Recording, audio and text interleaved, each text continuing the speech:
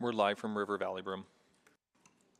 Thank you. Good morning, everyone. Welcome to the October 10th, 2023 Community and Public Service Committee meeting. I would like to call this meeting to order. And I would like to do a land acknowledgement at this time. I'd like to acknowledge that we meet on the traditional land of Treaty 6 territory and Métis homelands and acknowledge the diverse Indigenous peoples whose ancestors' footsteps have marked this territory for centuries, such as Cree, Dene, Saulteaux, Blackfoot, Nakota Sioux, as well as Métis and Inuit, and now settlers from around the world. All right, and we will go on next to a roll call. Councillor Rice. Good morning. Good morning. Councillor Knack. Good morning. Good morning. Councillor Paquette. He hasn't joined yet, but he likely will shortly. Mayor Sohi has not joined yet. Councillor Wright. Good morning. Good morning. And I don't see, oh, Councillor Paquette, are you there now? Good morning. Good morning. And I don't see any other councillors online, but I'll quickly go through. Councillor Stevenson, Councillor Tang, Councillor Hamilton, Councillor Rutherford, Councillor Salvador, Councillor Cartmel, Councillor Jans. All right, roll call is completed. Next, we will move adoption of the agenda. Councillor Rice. Thank you. I move that the October 10th, 2023 Community and Public Service Committee meeting agenda be adopted with the following changes. 7.2, Edmonton Police Commission Annual Report, Non-Competitive Procurement Agreements. Postponed 6.1, YMCA Child Mending Services Agreement, October 30 and 2023 Community and Public Services. And before vote, I do have one question for the change. Okay, great. Then please, at this time, I'll ask you to ask your question. If anyone else has any other questions, please sign up to ask. Go ahead, Councillor Rice. I noticed 6.1, and this is second time postponed. Just wondering what's the specific reason why we postponed and twice already.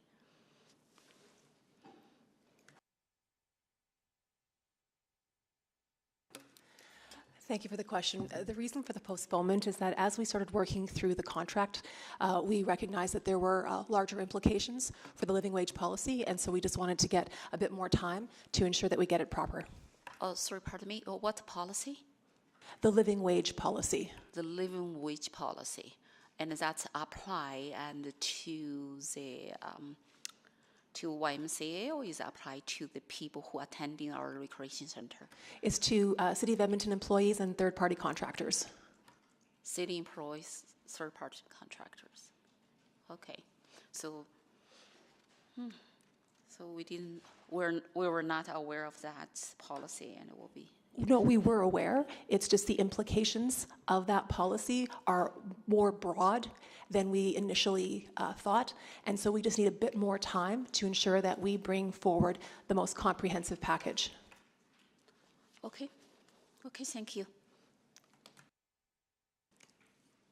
Thank you, Councillor Rice. I don't see any other questions, so I'll just ask my council colleagues to vote, please.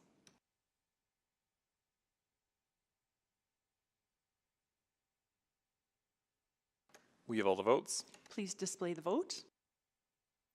And that has carried.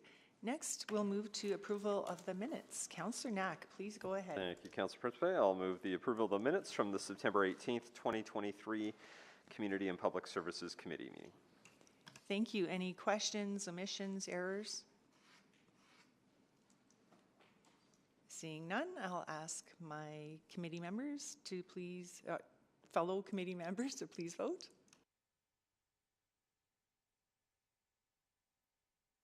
We have all the votes. Please display the vote. And that has carried.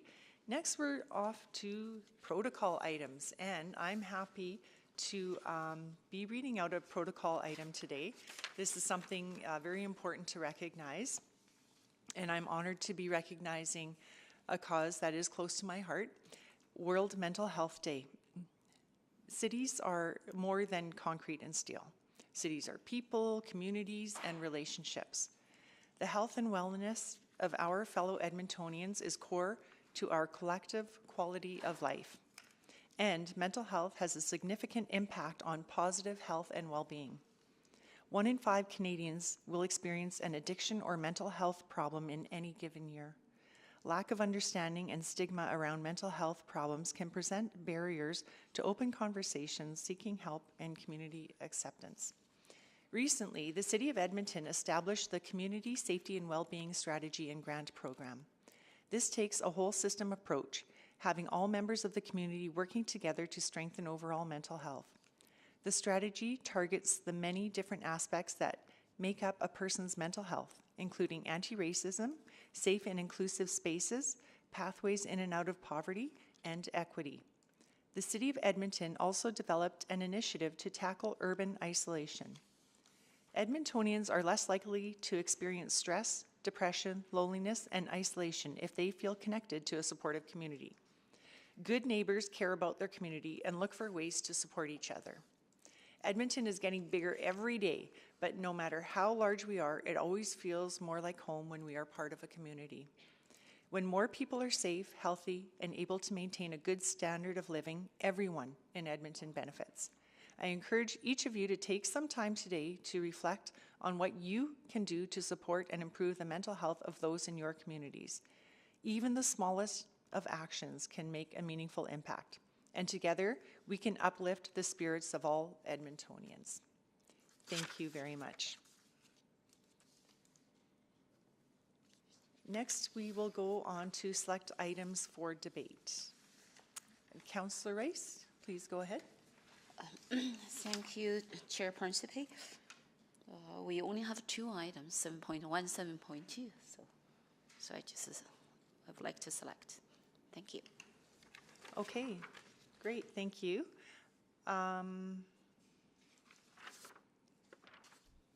Clerk Martin, do we need to vote on reports not selected for debate, item 5.1?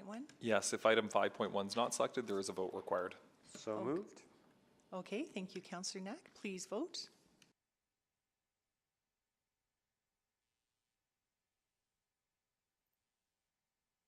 We have all the votes. Please display the vote. And that has carried. Great. Next, we will go on to request to speak. Councillor Knack? Thank you. Yes, I will move that we hear from the following speakers in panels where appropriate. On item 7.1, we have Sheila Pittman from United Way of Alberta Capital Region and Lawrence Braun-Woodbury from the Bissell Centre, both in person. There we go. Thank you, Councillor Knack. Please vote.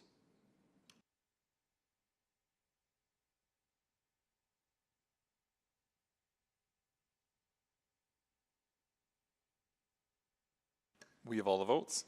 Please display the vote. And that has carried. And I would like to acknowledge that Councillor Stevenson has joined us. Hello. Good morning. Good morning. Requests for time specific on agenda, none. Councillor inquiries, none. Reports to be dealt with at a different meeting, none. Requests to reschedule reports, completed. Unfinished business, that's been postponed. We are on to our public reports, item 7.1. Do we have a presentation from administration? Yes, we do. Please, whenever you're ready, please go ahead. Thank you. So good morning. We are pleased to be here to seek committee approval for the allocation of remaining 2023 Community Safety and Wellbeing Strategy funding. If approved by committee, funding recommendations will come before City Council for final decision. I will now introduce the CSWB team that is joining me today. I'm Jennifer Flaman, DCM for Community Services.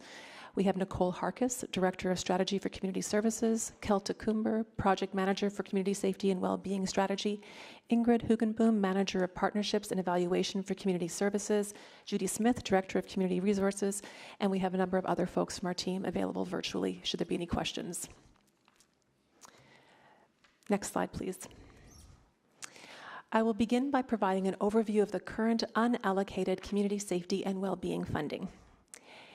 $19.64 million in CSW funding has been spent for the 2023 year to support a variety of initiatives, including 24/7 crisis diversion, extreme weather response, problem properties, C5 Community Hub, anti-racism grants, and Kichiaski, Truth and Reconciliation, and Missing and Murdered Indigenous Women and Girls Action Plan. Currently, there is $5.16 million of unallocated CSWB funding available for 2023, comprised of $1.86 million of ongoing funding and $3.3 million one-time funding. If the recommendations outlined in the report are approved, this would result in the 2023 funding being fully allocated. Ongoing funding of $1.36 million for 2024, $3.86 million for 2025, and $3.85 million for 2026 would still be available to fund future additional priority actions.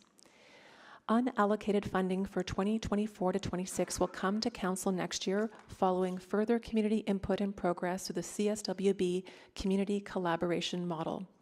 We believe it is prudent to maintain some flexibility in future years for emergent community safety and well-being needs. Next slide. We have used a three-pronged funding assessment process to develop the recommendations for 2023. The first criteria focuses on the pillars, principles, and outcomes of the strategy itself. The second criteria is community partner feedback. The third criteria is consideration of the CSWB spectrum of action and previous CSWB investments to ensure the recommendations focus on what is most needed and does not duplicate existing work. I will now ask Kelton Ingrid to explain the criteria's further details. Thank you. The first assessment criteria we used to develop the 2023 CSWB funding recommendations is the CSWB strategy guiding principles, 7 pillars, and the associated short, medium, and long-term outcomes found in attachment 2 of the report. We also considered the original intent of the CSWB funding when it was approved, which is communicated in the CSWB strategy report, that being to, quote, support addressing houselessness, community development towards community safety, social services, prevention and response programs, and initiatives as determined by Council. Next slide, please. The CSWB strategy also contains a commitment for a deliberate and concerted effort to put community at the center. In other words, CSWB is a community-driven strategy with collaboration essential to each pillar. Therefore, the second criteria we included was community input. We gathered feedback from a number of sources, including funding priorities shared during a CSWB gathering in June, the remarks from a number of community leaders who spoke to this committee on August 28th, and our ongoing conversations with multiple community organizations. What we heard through these various community inputs is that funding decisions need to be transparent and open. The city was cautioned against selecting one-off projects without providing an opportunity for many organizations, large and small, to present proposals. Secondly, nonprofits are experiencing serious challenges to their capacity, which impacts the services they can deliver and the outcomes they can achieve. There is significant turnover and burnout, and the need to retain staff through fair wages and benefits. Additionally, organizations feel challenged by onerous funding requirements and would benefit from resources such as shared grant writers or joint training programs. Next, we heard prevention and intervention are particular spaces where further investment is needed, particularly in terms of children and youth mental health, healthy relationships, and persons with multiple complex needs who are heavier users of service. We heard collaboration works, and it is happening, but there is a need and opportunity to scale up further. Resources are not widely available to help with partnership development to scale up collaborative initiatives or establish new partnerships. This presents us a good return on investment and will bear fruit in terms of more integrated, coordinated services with limited resources. Finally, data sharing. There is a need to share information, but there are technological and other barriers to doing so. There needs to be investment to identify solutions that allow for better data and information sharing, which will lead to better coordination and integration between organizations. The feedback we heard is consistent with other sources of information and points to long-term systemic gaps that limit our ability to address the social challenges we are seeing in our communities today. I'll quickly note that we are committed to continuing to gather community input on funding recommendations for 2024 to 26, and we look forward to expanding involvement to additional partners and those with lived experience. Next slide, please. The third criteria we utilized in developing the recommendations is the CSWB strategy spectrum of action. Like other municipalities engaged in this type of work, Edmonton is using this planning continuum to ensure our investments and actions are balanced from emergency response through to community development. We know that in order to have an effective CSWB response, we need evidence-based and concurrent emergency, intervention, prevention, and community development responses. Community development investments are long-term, multidisciplinary efforts to improve the social determinants of health and reduce the probability of harm and victimization. These are broad and not necessarily focused on a particular population. Prevention investments are proactive efforts before crime, victimization, or harm has occurred. These efforts are typically focused on building protective factors and resiliency for individuals, families, and communities. Intervention investments address situations where there is already an elevated risk of harm or an issue occurring. And there are different types of interventions depending on the associated CSWB pillar and issue. Sometimes intervention looks like intensive supports for the immediate needs of those already affected by a problem or issue. For example, housing first programming for those experiencing houselessness. Other times, intervention looks more like upstream efforts to reduce the risk of those who are experiencing some type of vulnerability that will make sure that they don't need more intensive supports down the line. Targeted programming and mentorship for youth who are at risk of criminal involvement is an example of this type of intervention. Emergency response investments are immediate and reactionary responses because harm has already occurred. Previous CSWB investments across the spectrum of action in each pillar currently vary and were taken into consideration in our funding assessment for 2023. Detailed information on all funded actions are also listed in attachment 1 of the report. Next slide, please. Based on the criteria outlined, we are coming to committee with 4 recommendations. Before I present them, I will note that we are bringing forward recommendations that are immediately actionable and broadly supported. There was some feedback from community that we are not positioned for action quite yet on certain priorities. For example, we heard feedback about data sharing, joint training programs, and supports for organizations such as grant writers. Multiple community partners are involved in related initiatives, and so more collaborative planning, research, and discussion needs to happen first. We are continuing to explore a range of ideas for future funding and, of course, working on the scope and methodology to respond to Council's direction from September 13th to develop options and analysis for an integrated funding formula for all 7 pillars. In addition, the project team continues to activate our community collaboration model, convening stakeholders in the CSWB ecosystem to identify shared priorities and common outcomes. Due to the scope and complexity of this work, it takes intention, determination, and time. We continue to try to find the balance between responding to immediate needs today and longer-term root cause prevention, and we are mindful to move at the pace of trust and relationship. Next slide, please. The first recommendation for 2023 funding is to add $2.168 million one-time to the current $500,000 CSWB grant to target intervention programming in the pillars community partners have identified, that being poverty, safe and inclusive spaces, crime prevention, and crisis intervention and well-being.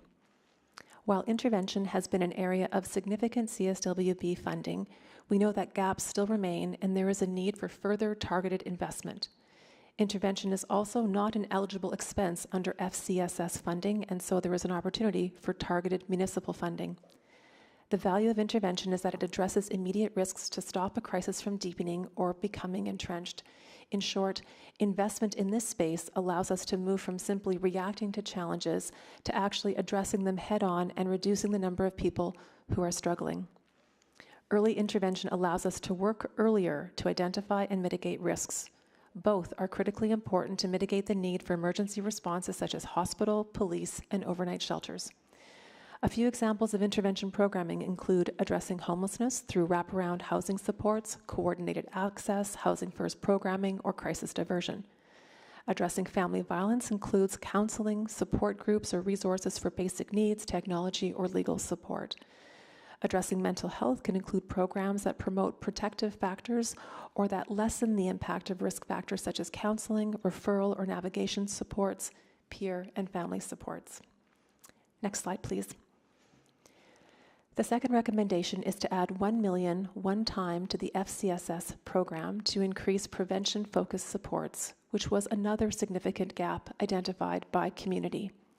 Rather than creating an entirely new prevention-focused grant, we recommend leveraging the FCSS program criteria, which is evidence-based and focused on 4 areas that drive community safety and well-being. Those are poverty reduction and homelessness prevention, positive mental health, healthy relationships, and healthy social emotional development.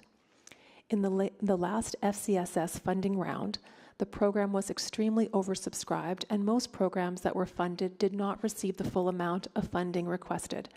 The oversubscription to the FCSS program, as well as the community input we referenced, are indicators to us that prevention programming continues to be a need in our community. If we want to move from Band-Aid solutions to longer-term solutions, there is no such thing as overinvesting in prevention. Because the FCSS program infrastructure already exists within administration, this additional $1 million means there are a number of projects and initiatives we can fund quickly to support additional preventive social services in our city. For example, multiple community groups have shared that there is an increased need for solution-focused or drop-in counseling, as well as for youth supports. These are just 2 examples of how this additional funding could provide some immediate resourcing in the sector. Next slide, please. The third recommendation is to create a new $1.495 million grant stream under the CSWB grant line to specifically support collaboration to achieve CSWB outcomes. This recommendation responds to ongoing community partner feedback about the need for collaboration-focused funding to support the scale-up of existing shared service delivery and/or new collaboration development. We know that collaboration is absolutely essential to effective social service delivery. If the system does not continue to integrate further and work together, we simply cannot achieve shared goals and properly support those in need. We have seen other jurisdictions, including the City of Calgary, launch collaborative grants of this type. Funding could support a range of activities, including staffing costs related to collaborative work, development of new programming delivered in partnership with other sector organizations, and data sharing related to CSWB priorities. An anti-racism and equity approach will be taken to ensure ethnocultural organizations have equitable access to this funding for programs and services addressing community safety and well-being. The $1.145 million in CSWB funding will be supplemented with $350,000 from the anti-racism strategy funding to further advance this approach. Next slide. The fourth recommendation is to add an additional $500,000 ongoing to the $500,000 current Indigenous operating grant. This will advance reconciliation outcomes by providing more stable operational funding. It also responds to a request from community consultations related to the missing and murdered Indigenous women, girls, and Two-Spirit people work, and the Truth and Reconciliation Commission's 94 calls to action. Eligible expenses for operating funds are much more flexible and allows the organizations to determine where to put the funding to best allow them to promote the resurgence of Indigenous peoples' culture, language, identity, and ceremony, to ensure safe, inclusive, and healing spaces, to increase awareness and/or address responses to historical colonialism, trauma, and violence, to provide education, training, employment, and economic security for Indigenous peoples, and support learning and advancing research. This funding can go towards staff positions, program dollars, ceremony or cultural protocol items, program space, or other operational expenses. Next slide. Before we conclude, I want to note that this is the first time we're using this approach to gather community input on CSWB funding investment needs. However, we are very pleased with how this has gone. We know centering community voices in the CSWB strategy will continue to ensure we are focused on the most impactful and needed priorities. We will continue to tweak our processes and expand our reach in terms of who we invite into these conversations as we bring forward additional recommendations for 2024, 2025, and 2026 funding. We are also developing an evaluation and reporting process for all CSWB investments, which will be shared with Council as learnings become available to ensure we are continuing to direct funding to the most effective, data-driven approaches going forward. Thank you so much for your time, and we are now happy to answer any questions. Thank you very much for that. We will go next to our speakers. So I'll just ask administration to kindly step back, and then I'll call our speakers up. Sheila Pittman and Lawrence Braun Woodbury, please come on up.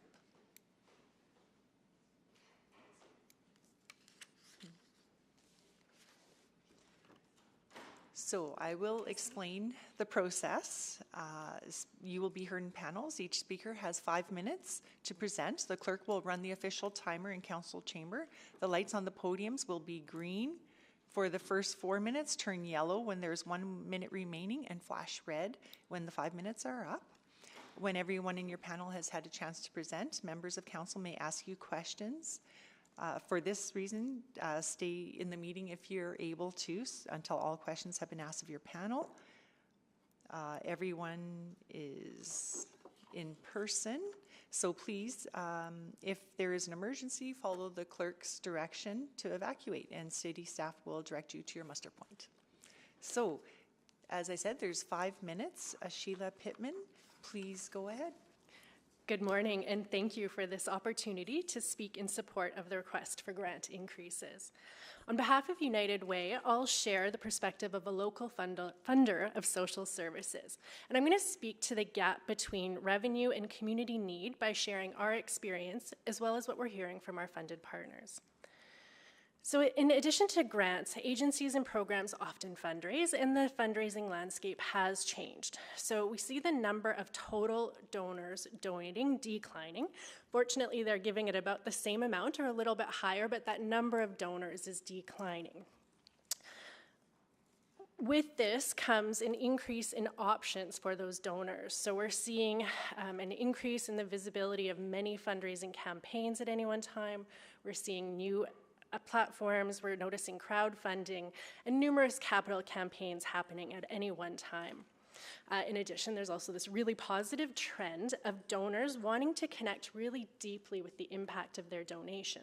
So this is good and a positive trend. However, it just takes more time for staff takes more staff time and resources in order to make that happen. So it's for those who are fundraising, it's harder and more time consuming to raise funds. Prior to the onset of the pandemic, agencies had been sharing that there was a gap between funding levels and the demand for service. Levels were remaining the same despite increasing need. So a funding gap existed before the pandemic. This isn't new. During the pandemic, we did have an interesting experience where there were more grants available, often federal or provincial, and now we're back to about the same funding levels that we saw before the pandemic. Maybe a little bit of an increase, but our funded partners tell us that that has not kept up with increased need or the inflation. So I'm going to speak to community need, what we're hearing from our funded partners.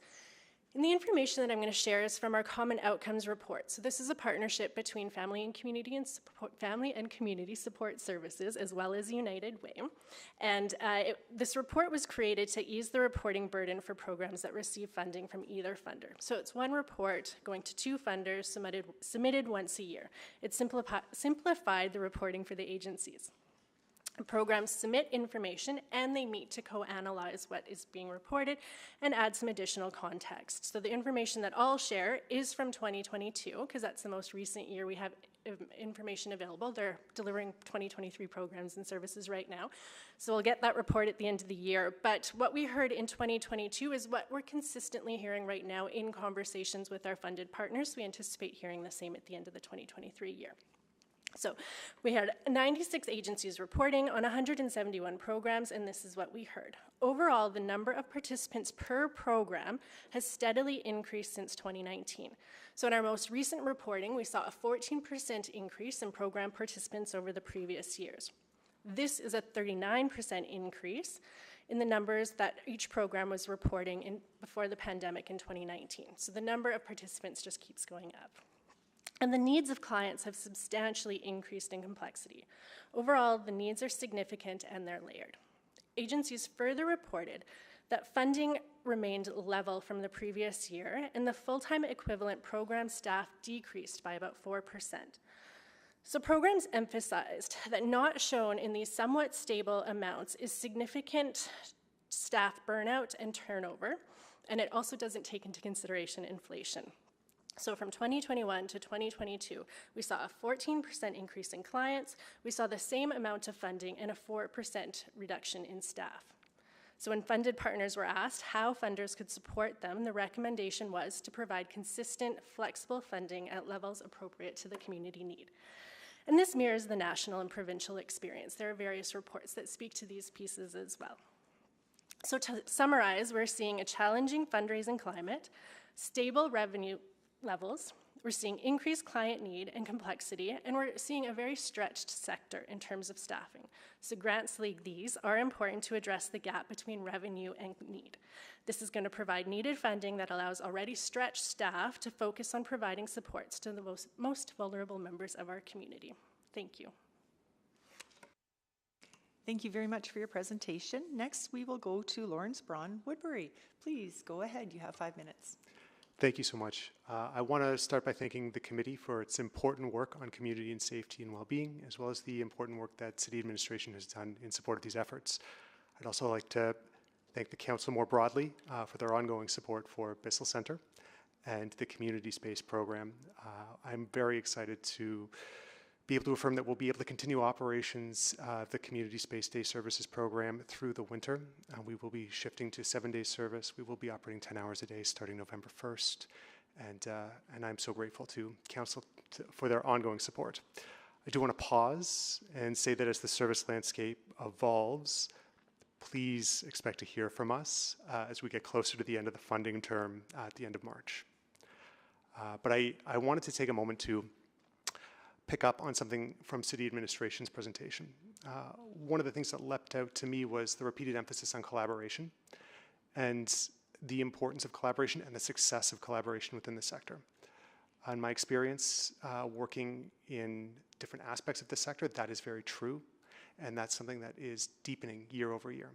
I'd like to give you an example. Just yesterday, Bissell Centre partnered with Boyle Street Community Services, donors, funders, and volunteers, and we hosted a friendship feast.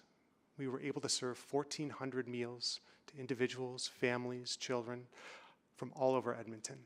It was a beautiful day, and it could not have happened without all these different stakeholders coming together and ensuring that day was a success.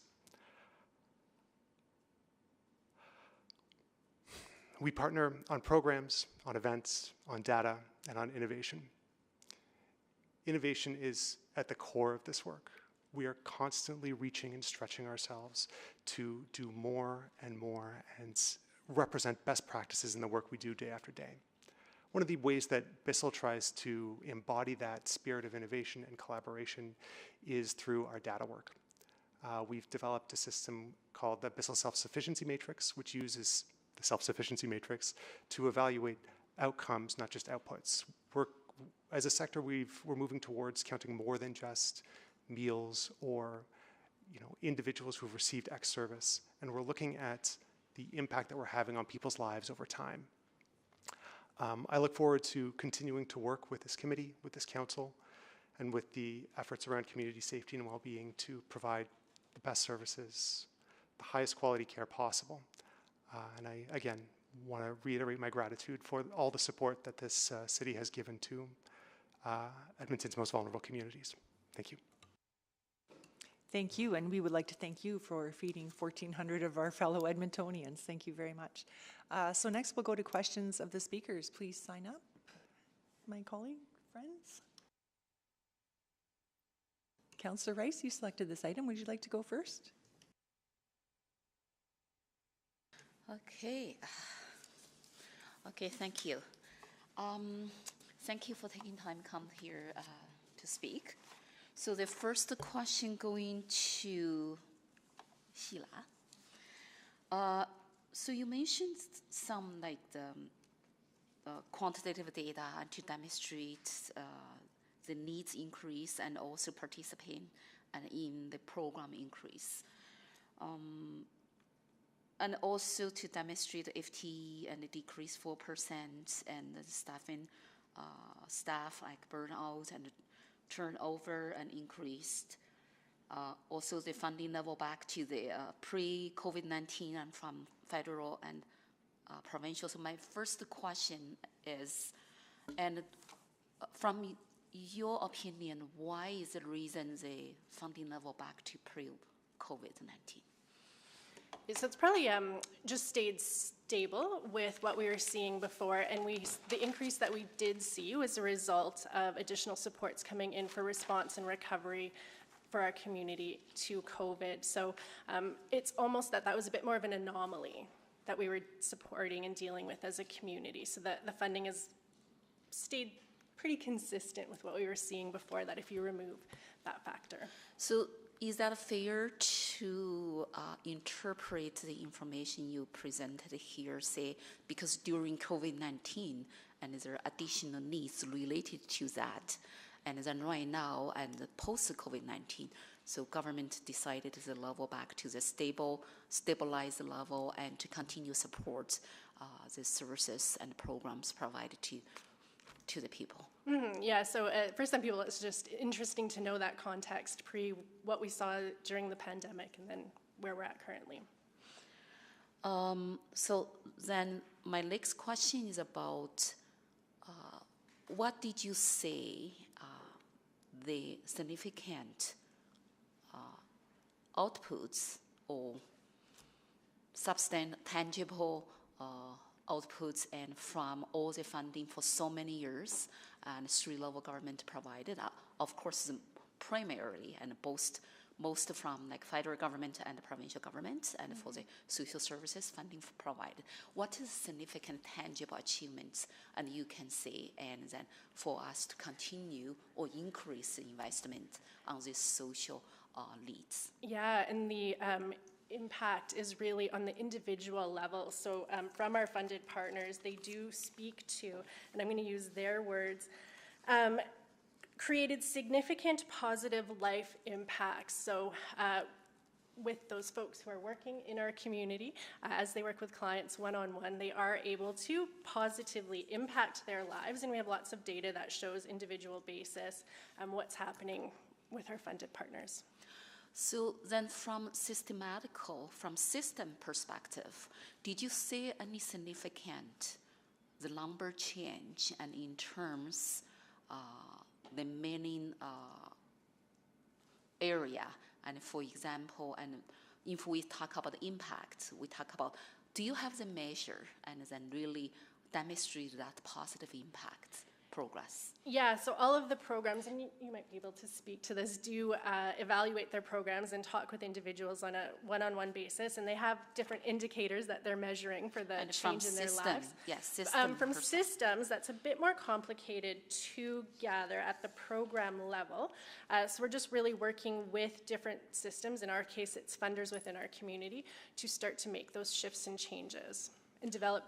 We do have a piece of work that we're developing a framework for that. I understand that from system perspective is more complex, but however, we do have the reporting requirements, specific demonstrate what type of reporting requirement to demonstrate, to measure the progress. Can you provide a little bit of detail on that? For example, the quantitative information on certain, how many, certain number, what's the improvement?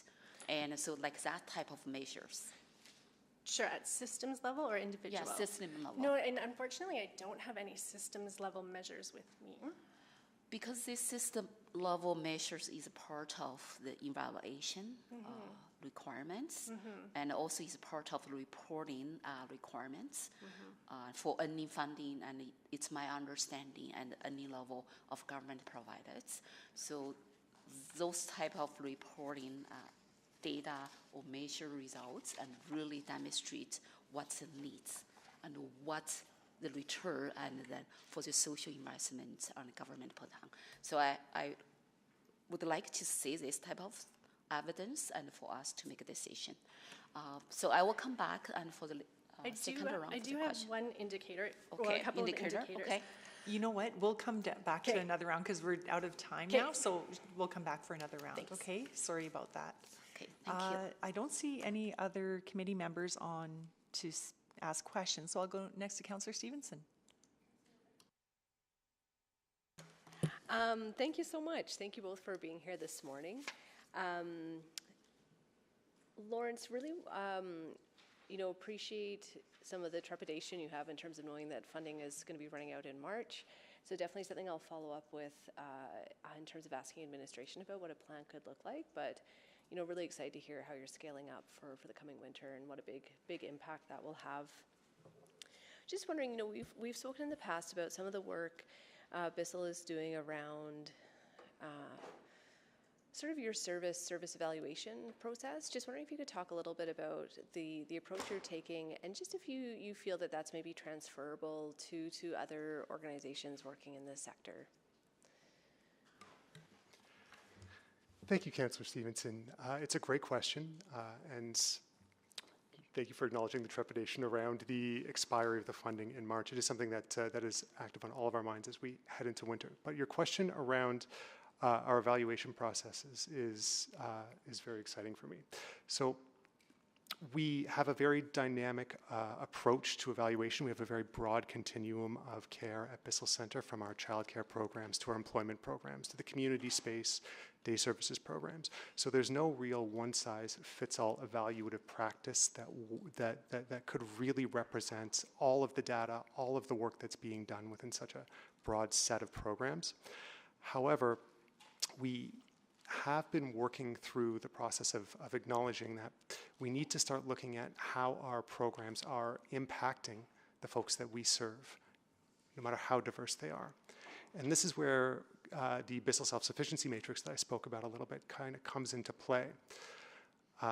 We assess folks who enter into our programming, and then we do recurring assessments, outcomes assessments periodically throughout folks' time with us. And we evaluate where folks are landing on 6 domains, from employment, financial well-being, housing, support networks, physical health, and mental health. And we can see how folks move on those 6 domains over time, regardless of which program they're accessing. This has been a 10-year project, and we are just now starting to be able to look at some of the data we've gathered from that evaluative practice, and we're seeing some really interesting and surprising results as we start to explore what those outcomes are looking like. The SSM is not unique to Bissell Centre. We were inspired by some of the work that was going down in Austin with LifeWorks, and I've recently done a tour with Catholic Social Services, and they've deployed a self-sufficiency matrix within their programs that serve newcomers in Edmonton, and that's been incorporated with a raft of other agencies, and that the data that's being collected through that SSM is being reported to the federal government as a part of their funding contracts. So the SSM has a lot of credibility both inside Edmonton and out, and we found that it's had a lot of applicability within Bissell's programs and is able to fit that need that we experience of having such a broad and diverse continuum. Yeah. Does that answer your question, Ed? Perfect. Yes, Awesome. so helpful, and I think really exciting to know that. Again, it's providing a way to compare apples and oranges, right, in terms of the whole sector. So thank you so much for that. Maybe Sheila, just I heard you speak about sort of those gaps, the funding gaps that exist, and I think where I really struggle is, I'm assuming that those funding gaps are greater than what the city can fill. That it would take sort of an extraordinary amount to fill those funding gaps for specific programs and services. So just wondering your thoughts in terms of tackling those more systemic shifts that help build up the sector abilities in the long run. So what's required to help build up the sector's ability to respond, because assuming that these gaps will continue into the future. And I do think that the answer to that lies in the collaboration. So that fourth bucket within the recommendations going forward, it's by working together and working together differently that we'll be able to start to address that. Great, that's so helpful. And then just in terms of the, I think was it the common outcome framework, but just sort of that shared funding reporting, is that something that you think the city or other funders could opt into as well? Absolutely. So definitely the group has always been open to those conversations. Yeah. Perfect. Thank you so much. Great, thank you. Councillor Wright, please go ahead. Thank you. Lawrence, I'm just wondering, I understand that you've also opened up your space at Bissell Centre to Boyle Street as well while they go through their transition, so thank you for that. And I'm just wondering, with that collaboration, what I'm hearing a lot in the Southeast is that there's no program space out there for community to come together and collaborate. Any thoughts that Bissell Centre could grow out there, or? Well, Bissell Centre has a very explicit vision statement, and that's the end of poverty and houselessness in Edmonton. And if we can support efforts that we think will move the needle on that issue, Bissell will absolutely explore expanding our involvement in services wherever the need is and wherever we can feel that we are having a positive and real impact. If there's opportunities, Bissell will be happy to look at it. Thank you very much. Just wanted to put that out there. And then how do you see some of this surplus funding or additional funding being used by Bissell? Yeah, I think it's a really generous question. I think one of my key takeaways from this whole process, being involved in providing feedback and in being attentive to what city administration has put together and brought forward, is that there is such a diversity of need, and there are such diverse agencies that are able to meet those needs according to their own niches and abilities. I think Bissell fills a really important piece of that sort of citywide continuum, but I think that we need robust resources brought to the entire continuum, from youth to elder care to social integration supports, the cultural supports, all the way through programs like the ones that I lead for the day shelter services or the day support services, the employment services, and even the back end support, the data work, the grant writing. So, well, I would love to talk about the specifics that I think Bissell could do with those resources. I do think that it's got to be all of us coming together. It's got to be that whole continuum brought to bear. Okay. Thank you. That's very, very selfless of you, I think. Yeah, thinking of the whole system. Thank you. Sheila, I'm just wondering, you had started to mention about that you're working on a project when Councillor Rice was asking you about the data, and I'm just wondering what that project was. Yeah, sure. So we do receive funding to work on a strategy for community mental health here in Edmonton, and with that comes community-led governance, so a governance model that centers lived experience and helping inform what we need in our community. So part of that work is working with lived experience to develop the evaluation framework for that governance model. Okay, thank you very much for that. Okay. That's all I have. Thank you. Okay, thank you, Councillor Wright. Councillor Tang, please go ahead. Great, thank you very much, Chair Principe, and thank you, Sheila and Lawrence, for being here today. You both touched on the collaboration stream, and maybe I'll just come back, but want to start with Lawrence. Really glad you talked about the self-sufficiency matrix, and it's being now more applied in other organizations, like I think you mentioned Catholic Social Services. I understand some of the cultural organizations have also adapted this matrix for their use. How do you, now that many organizations in the sector are using the same tool, how do you now map this onto, I guess, that systems level evaluation?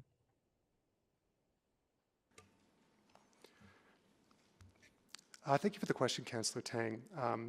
So I should be very clear and say that the self-sufficiency matrix that Bissell has developed does have similarities, but also some key differences from the self-sufficiency matrix being used by Catholic Social Services.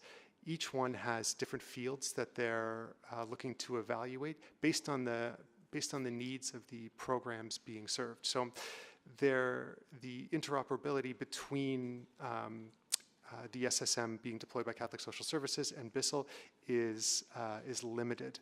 I think that if we were talking about developing an evaluative system that employs a self-sufficiency matrix that could be applied across a broad spectrum of service providers, we'd have to look at coming together and deciding on what exactly we are going to be evaluating, what exactly those domains are going to be for the SSM, and how we're going to be measuring it.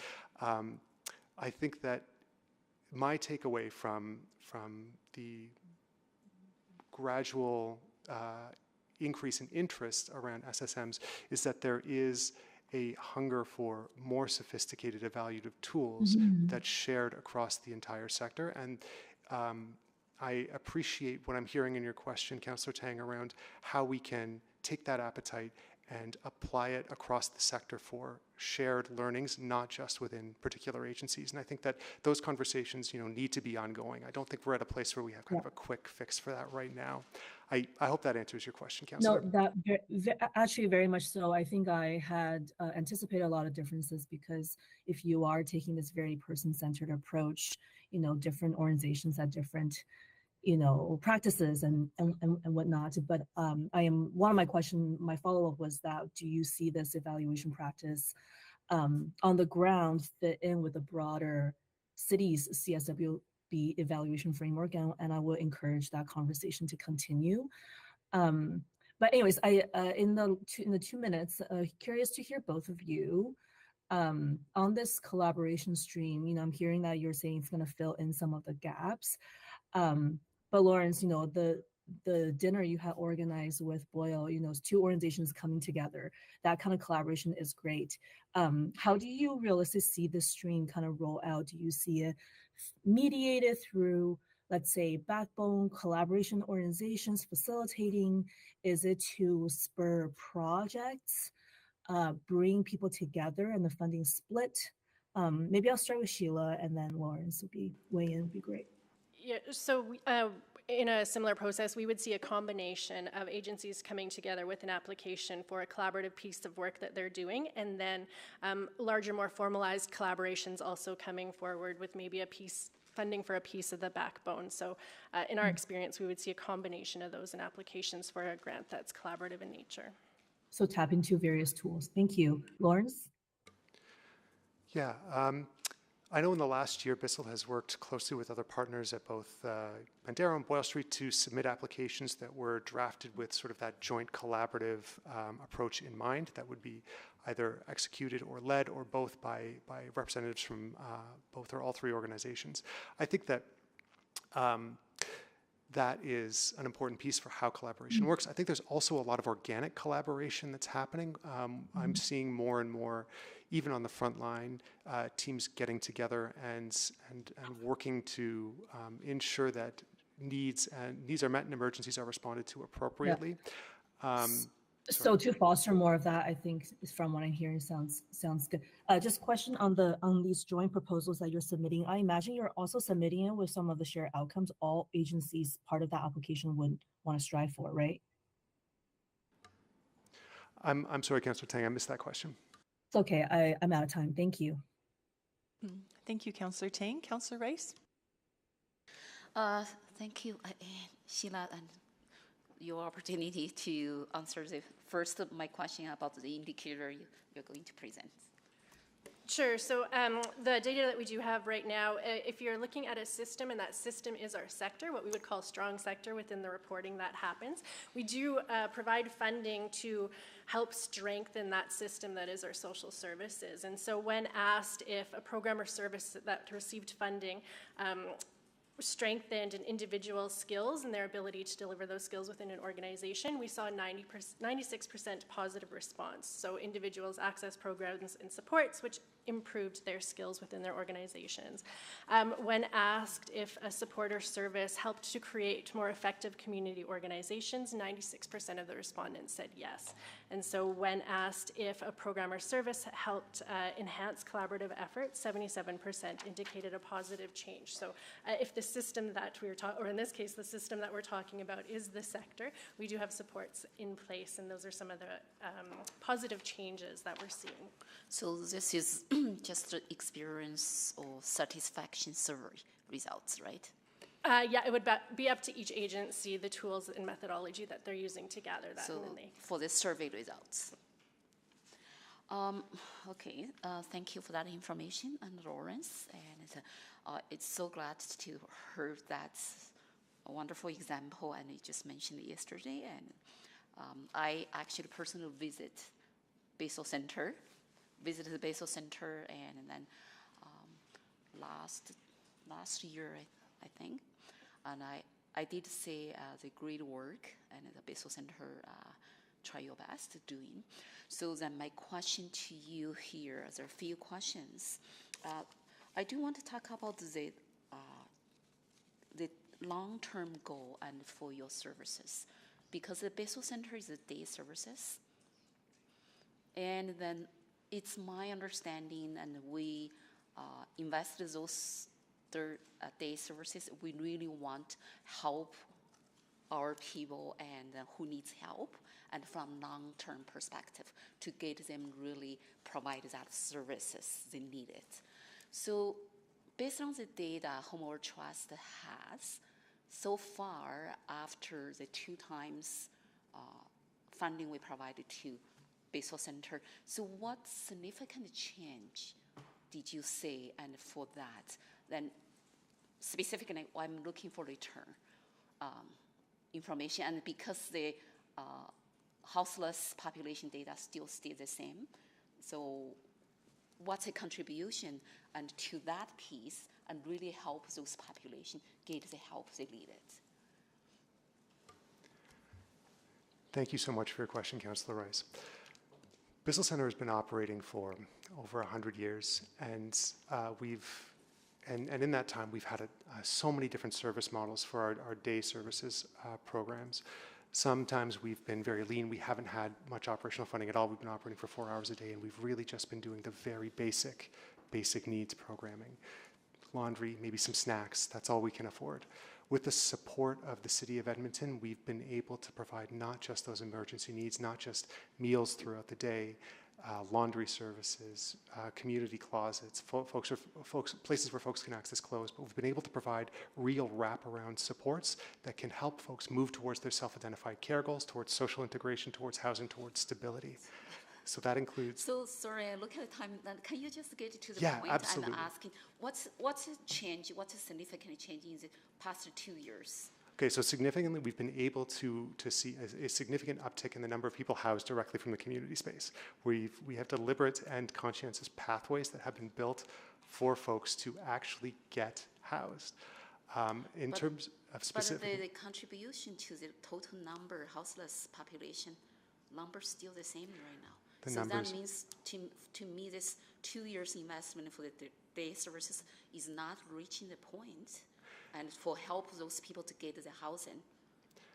I think the total number still stays the same, and compared to November 1st, 2021, when I first meeting in council to heard that. And I would wager, Councillor Rice, that we are heading in for a tough time, that even more people are going to enter houselessness over the coming year or two. I think that there are a number of broader economic factors that are contributing to this, including rising inflation rates, rising rents. Sorry, I see we're out of time. I still have a question for the Okay, so we'll come for another round then. Great. Councillor Stevenson, go ahead, please. Yeah, well, maybe just to pick up on that, I mean, I think this is sort of the challenge with some of the ways that we evaluate programs and work, right? Because I don't think it's possible for any single organization or program to solve homelessness, right? The inroads into that are deeply systemic and beyond the control. But I think it's a good point in terms of how we measure the return on the investment we're making into individual programs and organizations.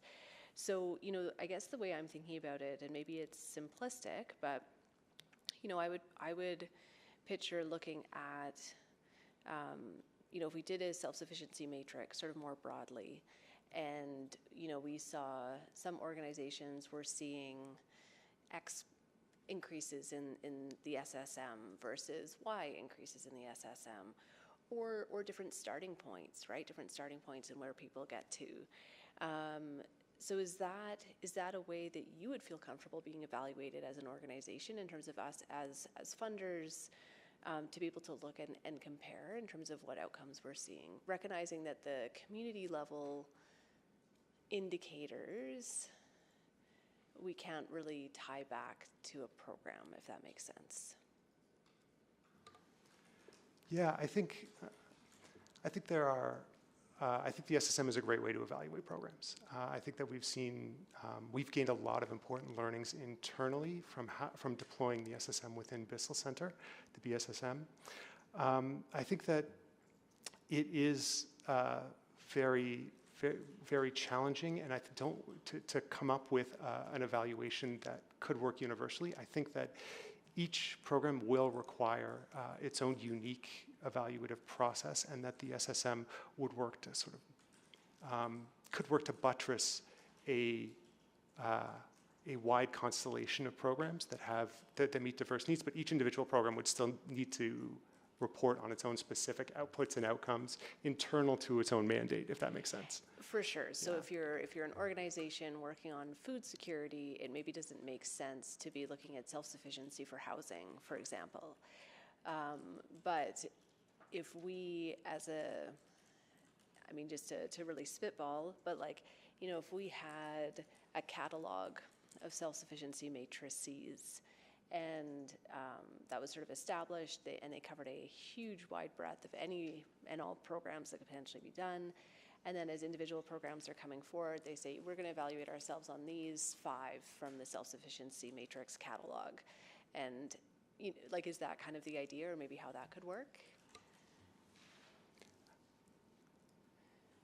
I think that there's a lot of utility to what you're presenting, Councillor Stevenson. I think that I'm reluctant to posit any specific vision for how an SSM could be applied for the whole sector, because I think that there's a lot of consensus building that has to be done, a lot of deep thinking that would have to be done around how it applies.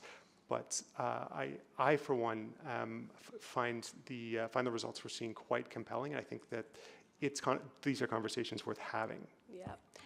Yeah, well, and I think back to some of the other indicators that we have sort of at a really high level. So a number of people experiencing homelessness. Again, recognizing it's like we can never prove what would have happened without your services. Maybe it would be even higher, for example, if you weren't able to house so many people through your programs. Okay, well, really appreciate that. Appreciate, just reflecting on how we need to develop tools to ensure that we're getting the public value for money, but that doesn't, create unfair expectations for organizations to solve large systemic issues. Okay, thank you so much. Thank you. Councillor Rice? Yeah, I agree with my colleague's comment regarding social issues is really, really complex, cannot be resolved over one night. Like you mentioned, Bissell Center already operates and for over 100 years already. So that is why, and we are here to have this type of conversation to find out what is working, what is not working. And then we need to look at it to do that self-reflection, and then we can improve and really help those people and who needs help. So my question to both of you, that is why we're talking about collaboration. That is, we try so many different ways right now where come to the point to say, talk about the collaboration model. So then related to that, my first question is about what's the purpose for this collaboration model? What's you're expecting to take out to benefit from this model?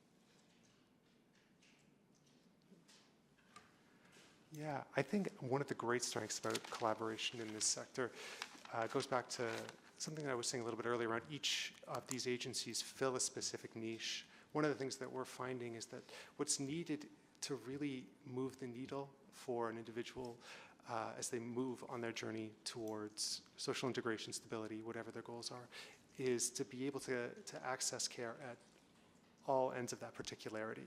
So family supports, cultural supports, basic needs, and collaboration allows us to meet all those needs together, to lean into our strengths. So may I just point out here, just want to make sure my understanding is correct. And because from governance perspective, we look at a system and we're not looking at an individual, but the collaboration, yes. So from that systematic perspective, do we looking for the efficiency? Do we look at the efficiency on the resources? Do we look at the efficiency on the overlap of the programs? Do we look at the efficiency and how we have that centralized reporting requirements? Is that the purpose for that? Or something to looking for more investment? Or because efficiency to me is just improve the efficiency and then leading to some more effective outcomes and use the resources existing more efficient. So I didn't heard from both of you and regarding that piece. That is why I want to get clarification. What's the expectation you take out and from this collaboration model?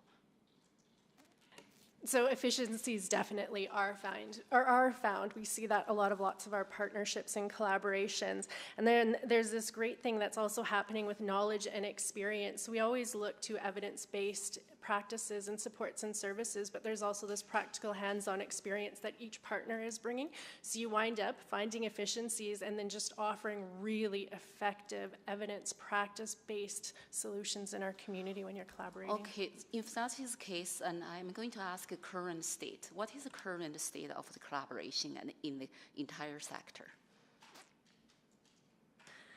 There are some really strong examples of collaboration, and there's appetite within the funded partners and the work that we're doing to continue collaborating and inviting more partners into that space. We've got a really strong foundation, and I think it's just going to keep getting better.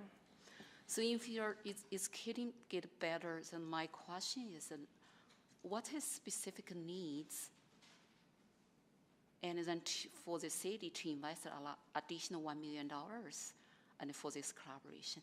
And because collaboration to me is we can share the integrated resources and we can use our resources more effectively. And to me, and then that is more save money instead of increase money.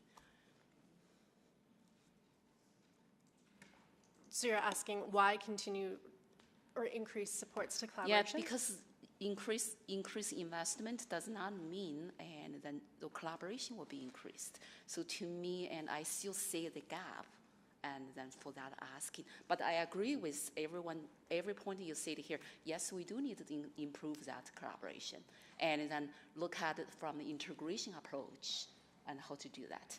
So I think I may have follow-up question to the administration, but I really want to say thank you so much for your work. And for you, like Sheila, you mentioned 93 agencies worked together in the Karas region, and I know lots of collaboration and integrated approach and related in that area. So my time is out. Thanks. Thank you. That looks like that's it for the questions to our speakers, so thank you very much. I'll just ask you to please have a seat back there. If you're more than welcome to stay, and I'll call administration up, please. Next, we'll go to questions of administration.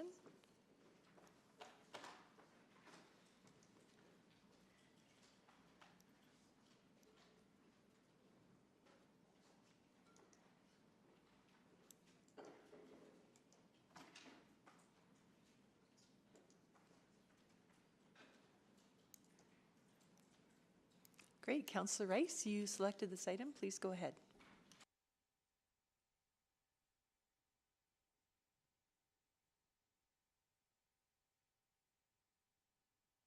Okay. Councillor Tang, please go ahead. Sure. Okay. Great. I was anticipating going after the committee members. Great. Thank you very much for this report and the recommendation. I actually found the recommendations align with much of what we discussed at the last report on strategy itself. I guess how does the remaining of the funding work after this tranche of allocation, let's say, is approved? Will we kind of go back to square one and think about how the allocation might happen moving forward? Yes, so I would say we wouldn't go back to square one. Our intention is that our conversations with the community and our partners are ongoing. So we're going to continue to build on those, but we'll come back to you to say for 2024, we've had a similar process. Here's what is priority for our partners. Here are the gaps as of today. We want to make sure that information is as current as possible for you, and we'll come back so that we can check in with you on priorities and seek your approval. Perfect. Okay, thank you. And then, you've heard lots of comments and questions around evaluation. And for the last tranche of funding we had previously approved, do we have any evaluation results from that? Or is that still ongoing? So that's ongoing, but currently we're working towards developing our first evaluation progress report on the CSWB strategy to bring together from the over 30 investments where data is available to start telling that story, but it is still quite early. For example, with the CSWB grants, we have our Q1, Q2 reports, but we're not yet in the stage of having a full 4 quarterly reports to give you a sense of that impact. But that's what we're working towards. Yeah, so that's to come. And so I'm assuming that evaluation work will align with the evaluation framework and the outcomes framework you have presented previously. I think it was attachment 2 or something, correct? Yes. Okay, and I assume moving forward, this round of recommendations will also be aligned to that. Absolutely. So the intention, Or I guess as much as possible with, yes. Okay. And then a question, a small one. So there's $367,000 returned from partner agency in the last tranche. This is different from that 350 from anti-racism stream.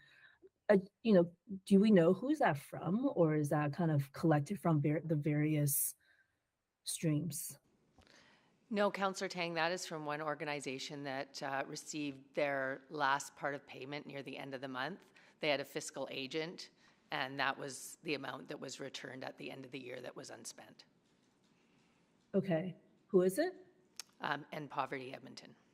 Okay, thank you. On the FCSS, I think I will have some follow-up on that last answer, but I can't think of it right now. But I want to get to my question about FCSS. So we know there's advocacy at the provincial level. We just don't know where that's going to land, right? That's correct. Right now, the FCSSAA, the association, the provincial group, is asking for an additional $25 million across the province. We just received a $5 million increase, but that was across the province for many, many programs. And that, out of that 25 million, do you have a sense of how much would be for Edmonton? Yes.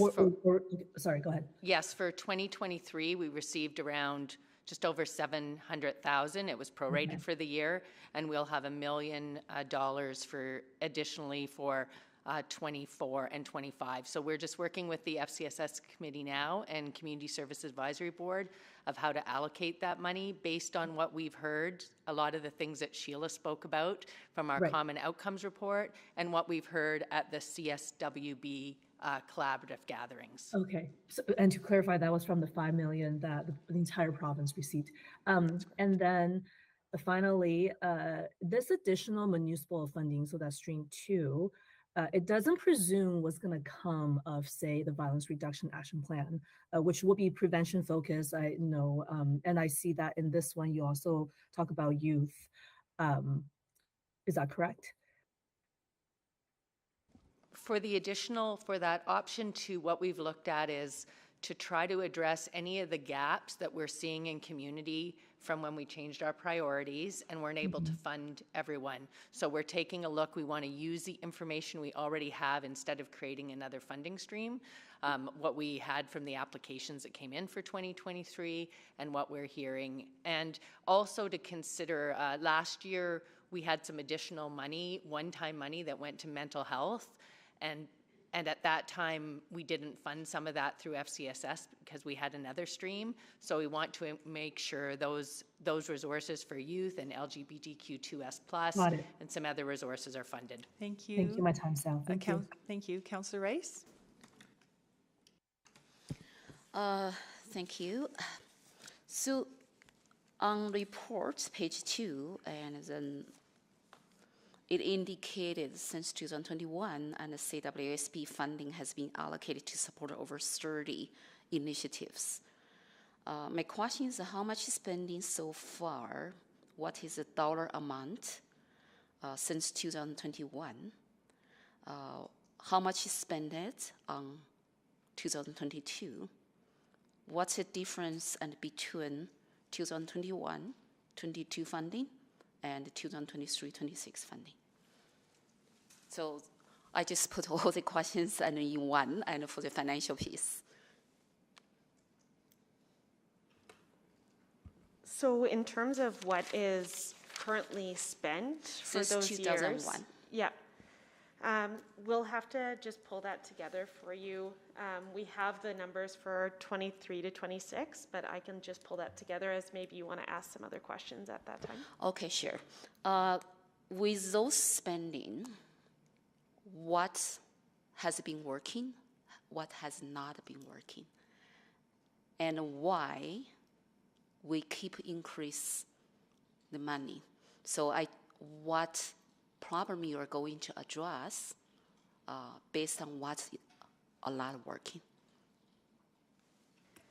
So I can answer your first question now about the allocation and then get into your second about what's working. So for 2021, the total amount allocated, 5.5 million.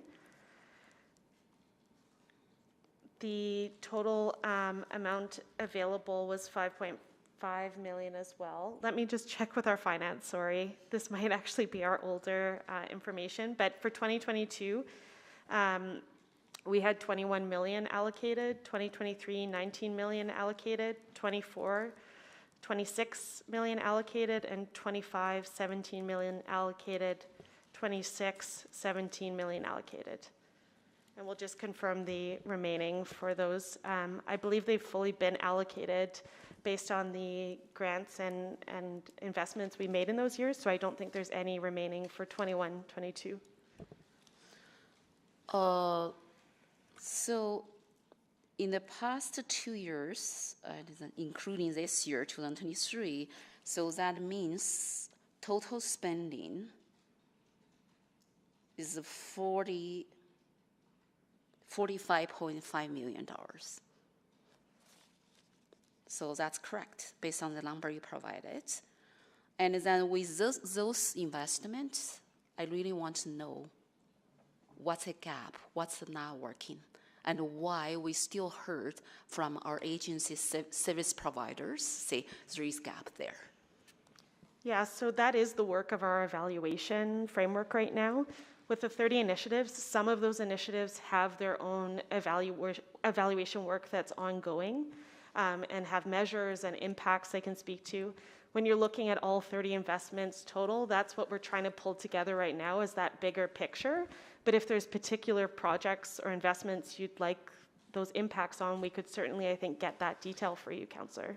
So I'm not going to the weights, but I look at it from high-level system perspective. And specifically, if we don't have the evaluation results, then my question to you, and why we reallocate unspent, return it, unallocated funding again. So to me, does not make any sense for the 2 points. First one, and if you could answer why, if we don't have that evaluation, why we reallocate it? And then number 2, if we don't have that evaluation results, why we already allocated how much? Over 6 or almost close to $70 million for the future years. If I can just respond and give a bit of an analogy. Yeah.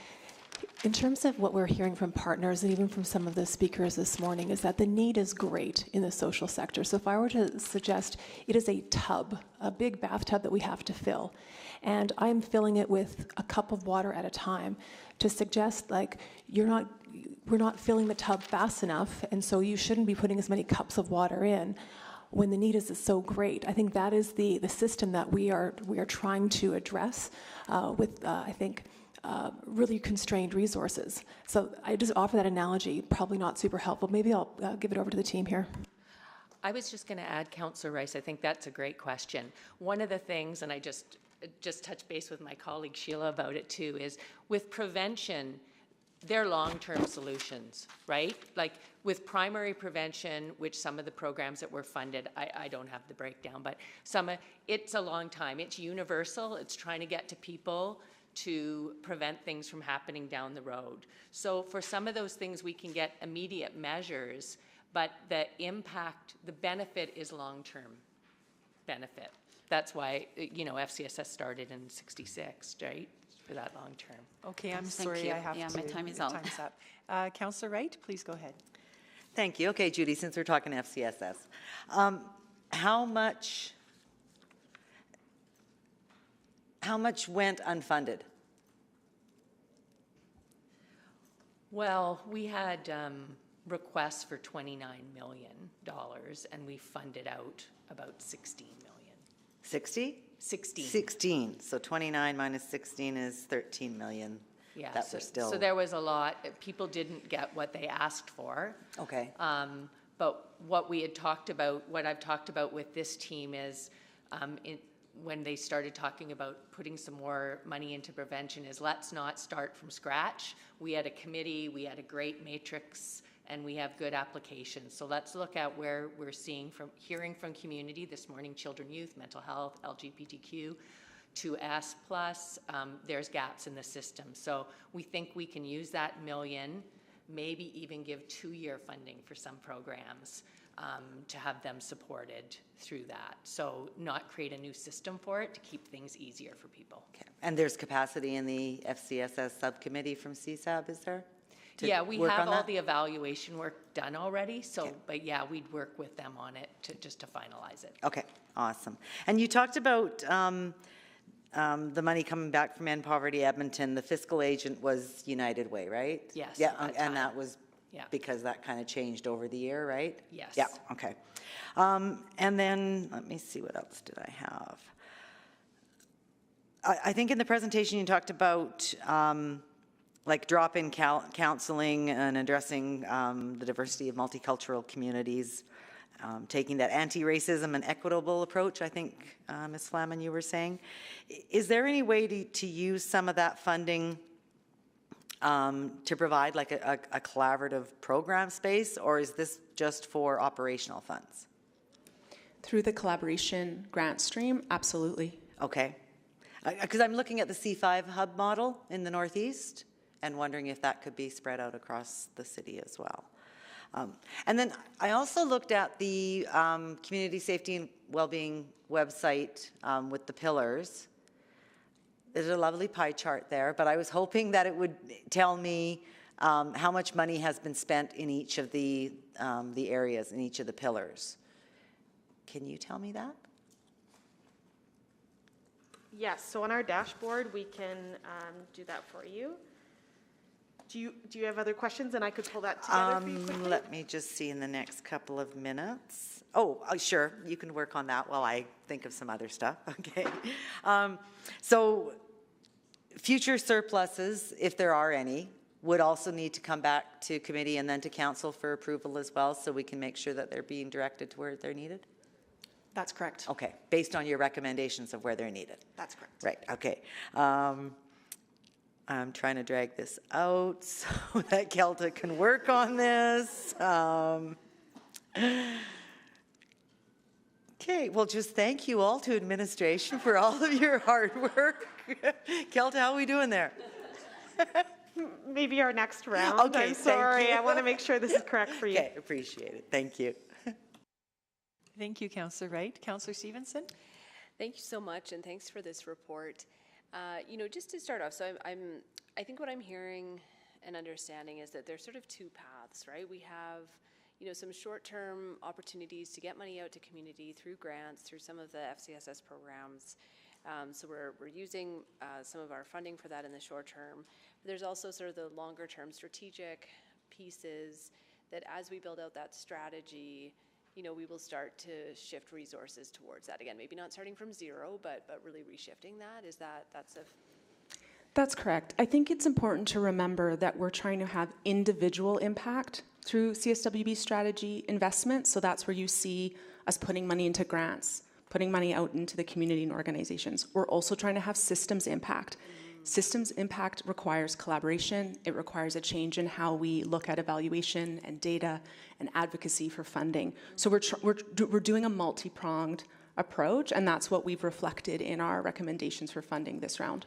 Yeah, I really appreciate that. And I think just, you know, in my mind, and I think, you know, as the work you're doing is an ongoing conversation, you know, so is ours. And I think for me, you know, my vision would be that individual impact piece fades out as we're ramping up more of the systemic piece as well. Not that it's either, well, maybe it is a bit either or, but I think the approach that I'm seeing right now is sort of that both and, really trying to have the individual impact while also looking at the longer term strategy, recognizing that takes time, right? Okay, so then I'm going to break up my questions just sort of on some of that individual impact piece.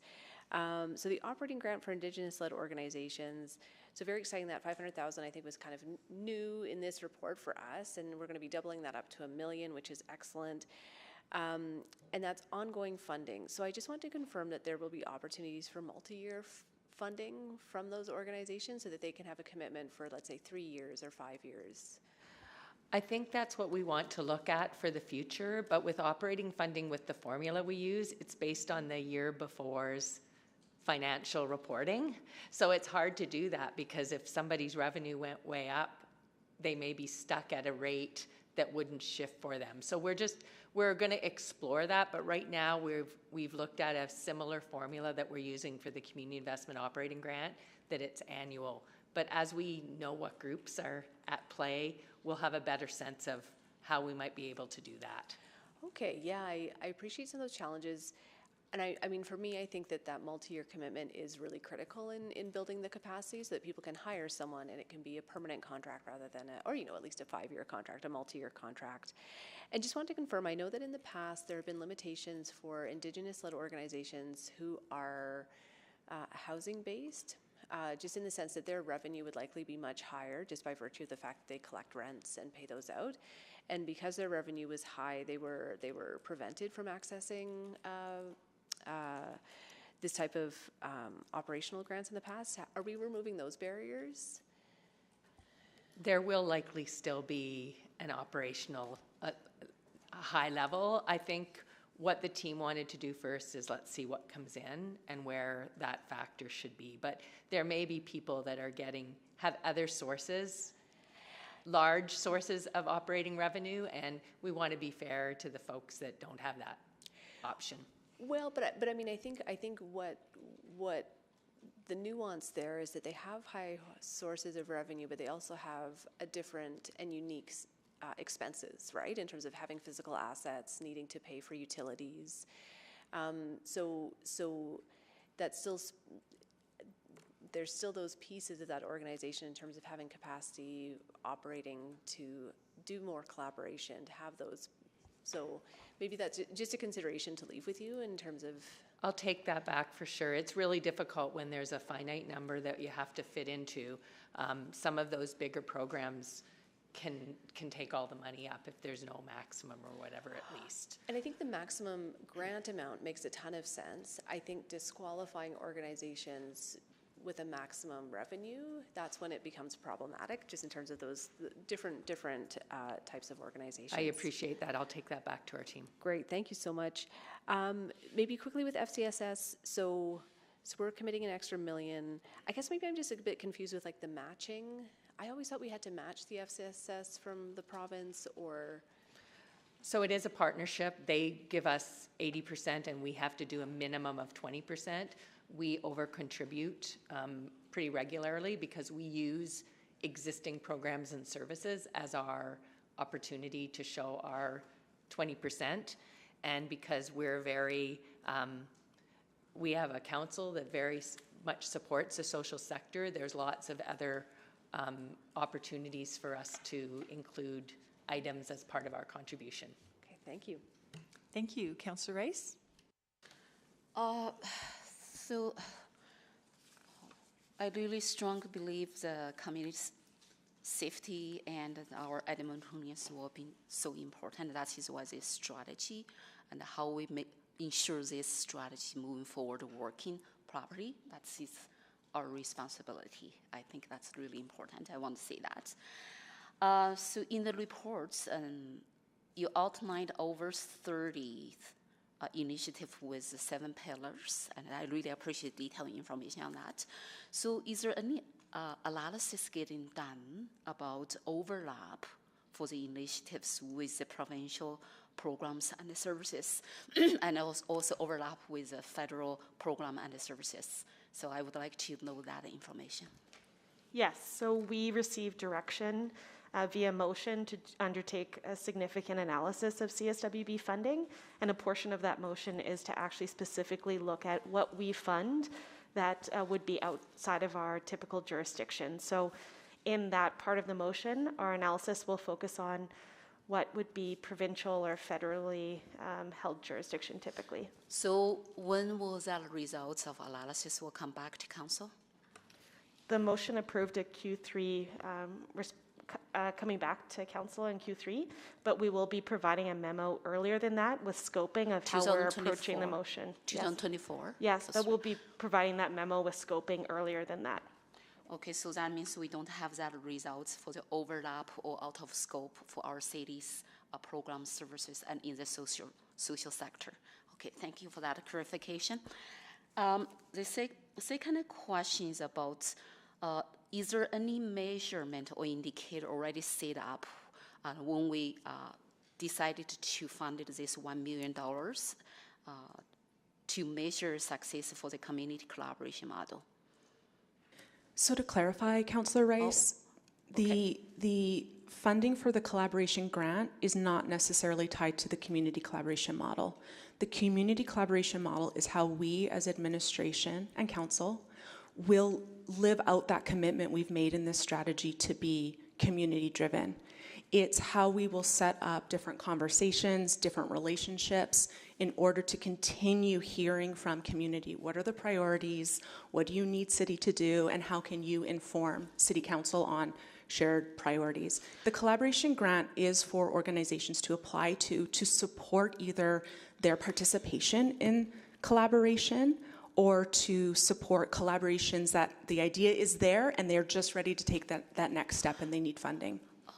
So then this is the information and then presented in the report that's different and from what you just said, because in the reports is said very clear and for the certain amount funding to support the collaboration model, but thank you for that clarification. So the last question, and in the motion, in the recommendation, the total funding for the one time is $3.946 million. However, if adds everything together from your presentation and also from the attachment, in total the one time and is $4.663 million. So why is that different? Going to ask our finance person, Angela, to speak to so this. that is the difference, and then the number, if you do basic math, add all the one-time funding together, that is $4.6 million. And also, I have the question, because those allocated unspending, including returned funding, is held with the financial strategy. And then my question, maybe financial team and who online could answer my question is about, for the financial strategy funding, could this funding be reallocated back to our operating budget? Because right now we are talking about use this funding to increase operating budget, and could be this reallocated back to the operating budget? I do have some motion, and then to follow up, I would like is working on with city administration. Now, I do want to put that motion on the floor, and when the wording is ready. Councilor Rice, this is Harm Rai from Yes. Branch Manager Financial Services. So in order to answer your first question, the difference between what's in recommendation 1, the one-time funding, and the $4.6 million, it's kind of outlined in the budget and financial implications section, but I'll walk you through it. So if you look at the funding for the CSWB grant, that's the $2.168 million. So that's one-time funding. Add $1 million to that for the FCSS program. And then take the $778,000 in new CSWB funding that's being allocated towards the collaboration grant. Those three numbers add to your $3.9 million. That's in recommendation 1. The remaining portion to get to your $4.6 million, that's funds that's already approved in 2023 budget, so you don't need to add that to the budget. It's just funds that are available within that were freed up to the partner agency that we talked about earlier.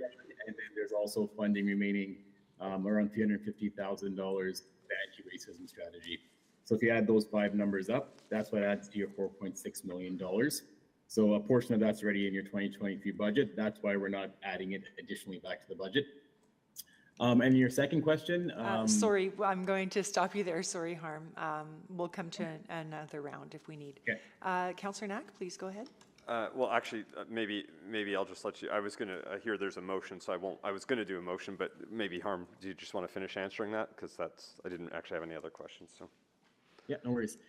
So I think Councillor Rice was asking about unspent funds. So yeah, so if there's funds within the CSWB funding that's within financial strategies that you do not want to allocate, those would remain unallocated within the financial strategies budget. And they wouldn't be spent by the end of the year. So those could contribute towards your tax-supported net position, generating surplus funds that could offset the projected deficit. Okay. All right. Thank you. I don't have any further questions. Wonderful. Thank you very much for that. Councillor Wright, please go ahead. Thank you very much. Kelta, maybe it was an unfair question that I asked you about how much because of the overlap between. There are a few ways we can calculate it, so Okay. I just want to make sure that the numbers we give you are entirely accurate. Okay. That's agreeable to you that we can follow up afterwards? Yeah, with memo? Okay, Yeah, perfect. absolutely. Thank you. Or email or whatever. Yeah, thanks. Great. Thank you, Councillor Wright. Councillor Tang? Great, thank you so much. I'm just trying to connect this work with some of the other motions that generated previously when the strategy was first presented, and I'm recalling the one about coordination with at the funders level as well. And I'm just wondering, so let's say this round of streams of funding is approved by council, and then how do you kind of bridge the conversation about city funding to other funders that many of them might actually support some of the same organizations who would benefit from these funding? Do you know what I mean? Thanks, Councillor Tang. We work with most of the other funders within community, so we have that opportunity to connect with them about what we're doing and how might be the best way to go forward, and if we're funding something that they've already taken into consideration. So we'll do that background work for this piece for sure. Right. So I think what I'm kind of struggling, and I think, express it many different ways throughout the CSW conversation from the beginning, is I think, CSW, I think, funds lots of great work on the ground. I'm trying to understand the bigger picture when it comes to systems evaluation. We're talking about impact, and knowing that we're not the only player, in the funding, in the funder circle.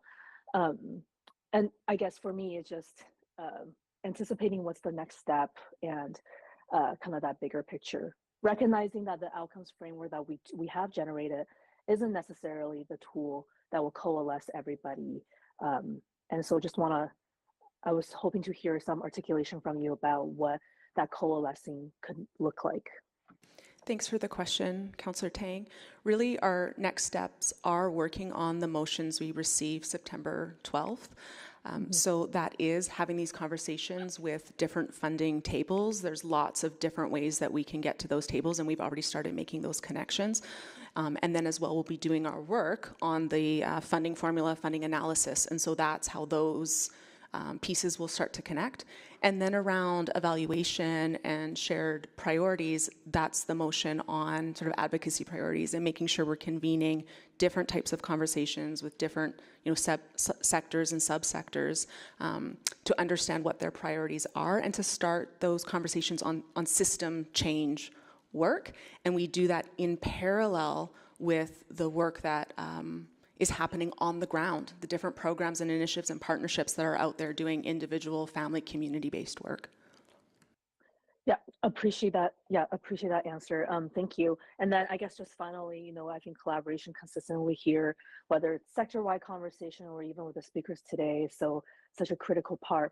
But in the past, when we do issue out grants, collaboration isn't necessarily a condition, right? Or have we done grants that are where collaboration is a part of that condition? We have, Councillor, and FCSS. okay. We have done some of those partnerships. All In for Youth is one of those collaborations that we work with Right. United Way on, and we have several FCSS agencies that have a different role within that collaborative, and the whole point is to have young people graduate high school, whatever that means for them. So that's one of the collaboratives. We've also supported a Youth Hubs collaborative, or a youth collective, and FCSS provided that initial support to help them come together, and now they're looking at different ways to serve youth, especially at-risk youth. So I think we've done that, but this will just give an opportunity to build some other collaboratives and have some funding available for them to do some different things. Okay, actually, this is quite helpful because I think for that stream for I think the other streams were clear to me. I can see it, and I think this one you've illustrated some examples. I've heard some from the speakers as well. I think there's different ways of leveraging this dollars for greater impact. So, anyways, really appreciate the answers here, and we appreciate all the work that went into this report. Thank you, Councillor Tang. Councillor Stevenson? Yes, thank you. I'll just try to run through quickly for a final round. Just wanting to confirm that we're going to be offering support for organizations applying for the grants. Yes, we've had information sessions, and our team has ramped up to be able to provide the support that the organizations need. Great. So some of that one-on-one, again, for an organization that might be new to the process? Yes. Awesome. I just wanted to circle back, sorry. So we had that funding, and I guess maybe this isn't the meeting to get into it, but I was confused to hear the large amount of money that was returned from Poverty Edmonton. Do we get an annual report from Poverty Edmonton to Councillor Committee? We do get financial statements, but what happened this time was that United Way was the fiscal agent, and they were ending that because Poverty had become their own entity. So they just, at the time, at the end of the year, they checked with Poverty to see if there was anything outstanding. There wasn't, so they just provided the reporting that the money had been spent with Poverty and returned the extra. So there was nothing outstanding from 2022, so that's why they returned the funding. Why were they holding the funding if it hadn't been outstanding, I guess? Well, no, it was 2022 funding, so it was just to the end of the year. Poverty Edmonton at that time was not their own entity to be able to do their own financials. So at the end of the year is when we asked for the reporting to be done, and there was nothing outstanding within the reporting from 2022 at that time. Okay, I can follow up on that. Just in terms of Bissell, again, recognizing that the funding is running out at the end of March, is administration working on some options there in terms of maybe looking with the province to take over some of that funding, or just wondering if there are strategies underway or if that needs to be driven by council, I guess? Our team is working with the province. If we need council assistance, we will be sure to reach out and advise. Great. Perfect. Thank you so much. Then, just sort of the theme of the day, sort of those longer longer term strategic changes. So, you know, I'm really compelled by this idea of the self-sufficiency matrix. Again, I love the idea of being able to compare individual impact across a really wide range of programs that we may be funding as a city. And to be honest, I think it goes even beyond community safety well-being. It's maybe looking at CIOG, like just having an approach. So I appreciate that there's a lot of conversations and convening that need to happen, but just wondering if this is sort of what we're working towards, something like the self-sufficiency matrix or simplified outcome reporting. So definitely we've heard these comments today, and I know it's been raised in other forum too as a potential tool, so we're looking at that actively. Right now, in terms of our evaluation, we're focused on 3 streams. We've looked at how other strategies have been evaluated, and we know all of those different streams are important. So the first is, what is our impact and effectiveness? That means looking at our outcome achievement specifically. How are we driving towards the outcomes outlined in the report? And then looking at each of those 30+ projects and initiatives that have been funded by CSWB and saying, what are the measures, what are the outputs, what are the outcomes from those specifically? The second stream that we're focused on is our implementation. So what are the processes we're following? What are the learnings in terms of how we're actually implementing the strategy? And finally, the purpose and overall direction of the strategy. So are we focused on the right things? Are there gaps? So with all of that said, I think it's fair to say we're looking at what are the ways within those 3 arenas of evaluation that we can look at a streamlined way of looking at many different parts of the sector and saying, what is our overall impact? Where do we need to go? What's working well? We haven't yet decided on a particular tool, but like I said, we'll absolutely take a look at the matrix and explore that further. Great, that's really exciting. I think, you know, particularly, I think to Councillor Rice's point earlier, you know, as we're making funding decisions, it's really important that we're able to see where the biggest impact is, especially sort of across different programs. So appreciate that work is ongoing, and the conversation will continue. Yeah, and maybe just in my dying seconds to say, you know, it does also, I think what's exciting about this conversation is it seems like there's a lot that's happened in the sector already that we can build off of as well. And so just trying to not reinvent that wheel is a really exciting opportunity. Thank you. Thank you, Councillor Rice. Thank you. Really appreciate this conversation. Lots of good points from my colleagues. And then I want to thank you all the great work in the reports and very detailed. So my question is about, and for the, back to my earlier comments regarding and starting 2021 to now, and we have over $45.5 million, almost $46 million invested in this strategy and the CWSB strategy. And then I want to clarify those amount of money just allocated, but is not actually spent, right? Because this is 2 different concepts. So those over $45.5 million already allocated and to the organization, to the social sectors, but not at this moment. We don't know it's fully spent. Not all of it was allocated to social serving agencies. Yes. Some was approved by council. For administration, so I don't have that up to date, and that we would know that. So it's my understanding, and at the end of the year, we will receive the report, and we will have that information: how much money actually spent it, and how much money will remain not spent with this allocated amount. Correct. Okay, thank you very much. So that to me, and this is unknown, is uncertainty. This money will be spent entirely, or we need more money. So that is unknown piece at this moment. Thank you for that clarification. The second question is about anti-racism strategy. So in this recommendation and specifics, there is $350,000 and is one time to allocate it to anti-racism strategy. I just want to know, I recall our council approved a few times for the anti-racism strategy funding. Do you have that amount? How much money in total so far we approved to implement that strategy? $2 million. In total so far? Yeah. So what's the difference, the usage purpose for this $350,000?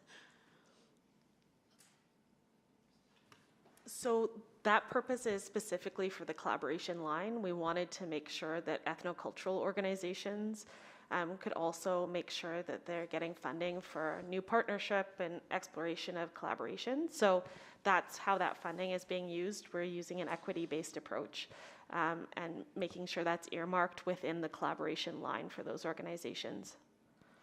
Okay, that's wonderful. And because I do heard some like comments and also some feedback from certain organizations talk about the grant, how they approve, so they apply for, and how the grant distributed to the different organizations. I think the process for that anti-racism strategy grant application and distribution, allocating the funding, I may follow up offline and for more clarification for that.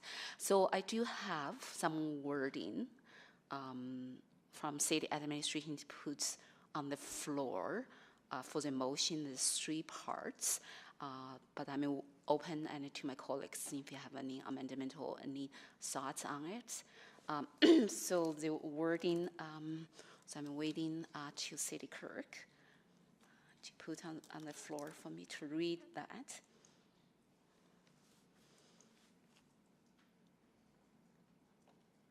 Sorry, we're just getting the language loaded up. Okay. For when you're ready to state it. Yeah, thank you very much.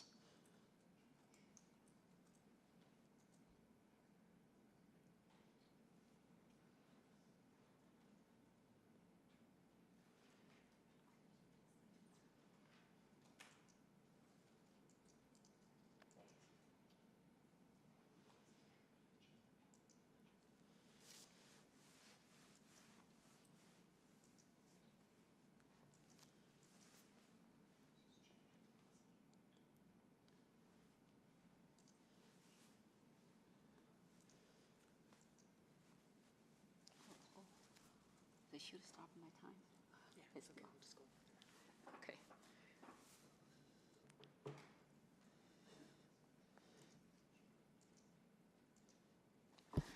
Okay, so I move that Community and Public Services Committee recommended to City Council that the social development, Part 1 social development branch 2023 operating expenditure budget be increased by $500,000 on an ongoing basis to fund the increase to the Indigenous operating grants with funding from Community Safety and Wellbeing funds held within financial strategies.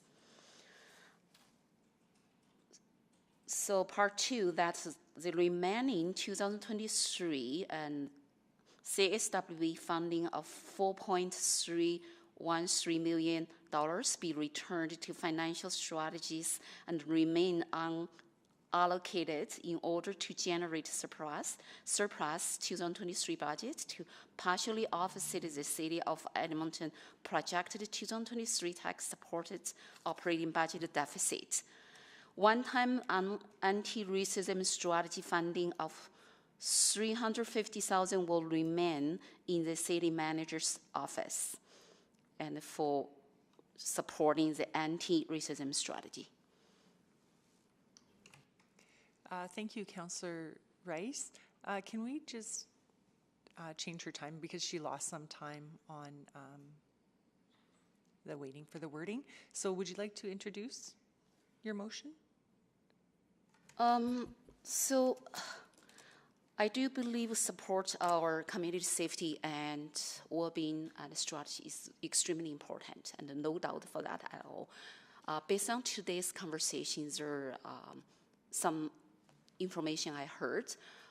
We don't know the results, and in the past 3 years, and for the $46 million invested, and also is unknown for this $46 million allocated will be spent entirely at the year end or not, and the evaluation results and for how this return for our social investment will come back next year for 2024. I'm looking forward and for the conversation when the results come back and how we allocate unallocated, including returning funding, including unspent funding. So without all those clear results, outcome there. And I think it's at this time, and it gives the factor right now, our city and face a big deficit, and for this year, 2023, I think this direction will help us and to offset some deficit, and from that perspective, and also give us the time and to do all this analysis, and when the results come back 2024, we still have this unallocated funding and in 2024, and to discuss and how we can support this strategy properly and moves to the direction and everybody wants, and for the our Edmontonians. I think that is my major reason. And also I just want to share, in last weekend, I was visit my neighborhoods and my ward and a few neighborhoods. The most concern I heard and from the people I spoke to and told me, get our city finance back to the order, get our budget back to the order. And this motion does not mean we don't support this work. This work is extremely important and for the city, and is like the proper timeline and how we can support, and is really achieve the outcome we want to do. And then give that the timeline and give the analysis will come back, and hope this will help achieve that outcome. And then I do want to demonstrate this supports the importance for the Indigenous need organization need this ongoing operating, and also because right now everything return back is one time. And I look at it as a one time, and between the one time and ongoing, I want to find a way and how we can ensure the ongoing support and for those social sectors and to resolve our social issues, and as we discussed today. So that's results and evaluation results come back next year and will help achieve that outcome as well. Thank you. Thank you, Councillor Rice. Councillor Knack? Just to speak at the appropriate time, thank you. Okay, thank you. Councillor Stevenson? Yeah, thank you for the explanation you provided. I think, you know, I hear something very different from my constituents, which is that safety is a critical need, that there's nothing more important than safety, and that we have huge gaps in community safety and well-being right now that are urgent to fill. So, you know, I take your point about, I don't agree, but I understand your point about having the evaluation in place. So, you know, recognizing that you have said that you support this work, I'm just wondering why we wouldn't hold that funding, if we weren't going to spend it this year, why we wouldn't hold that funding in the community safety well-being reserve for future years. Councillor Rice. Question to me? Yes. Okay, thank you for that question. Like I mentioned earlier, it is unknown if this allocated amount will be spent fully, because that information right now is not available yet. And we do have, if you look at what dollar figure we invested in the past 3 years, and then here, with all the returning unallocated, I would like to wait for the actual spending come back. But just to clarify, my understanding is that there was only $300,000 that was previously allocated and returned. That this funding had just never been earmarked for programs, and the team has now earmarked it for productive use. That sounds they have applications in that can be rolled out very quickly. Yeah, this with those unallocated funding, it's demonstrated to me this funding is not in the urgent, but I agree with you that safety is a top priority for our city to address. There is no doubt for that. But it does not mean we take all the funding back. We already invested almost $46 million in the past years. And right now we don't have the data to demonstrate this allocated funding and already spend it. Because actual spending and actual allocated is two different concepts. We already allocated funding. We use this funding to make sure and any services needed and have the funding source to do that. And at this point, and I didn't have any evidence to demonstrate to me those funding unallocated is urgently needed.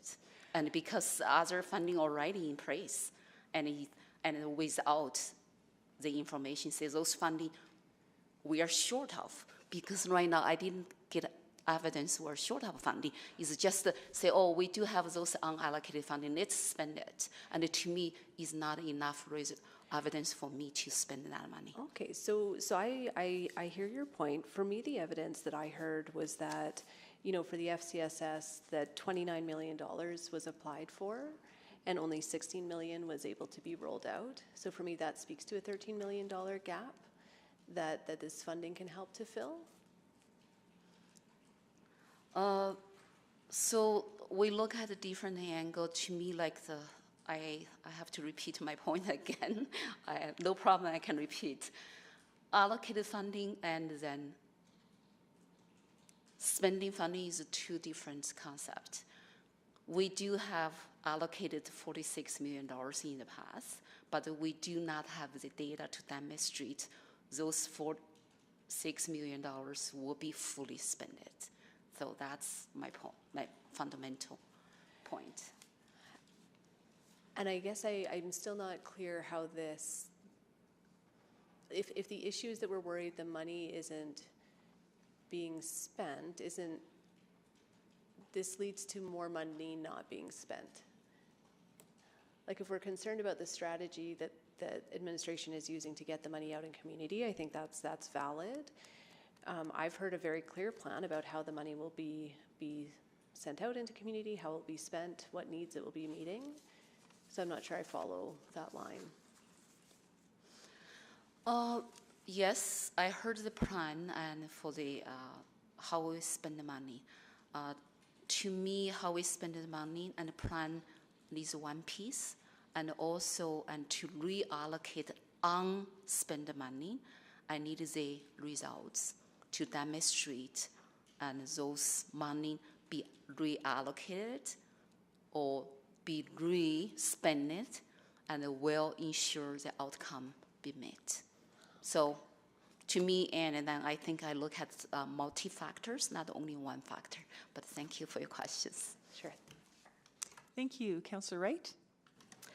Thank you. I guess to administration, so without these programs and services, there's downstream financial implications, right? Like if we don't provide some of these things, some of the vulnerable population, I don't want to use the word, we'll end up having to spend more to help some of these people. Would that be a fair statement?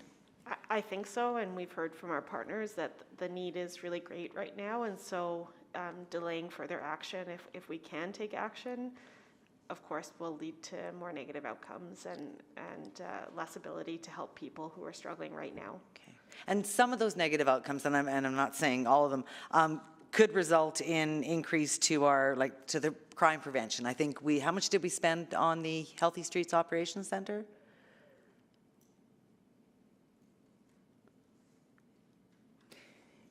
In 2023, $2 million, and then 2024, $2.9 million.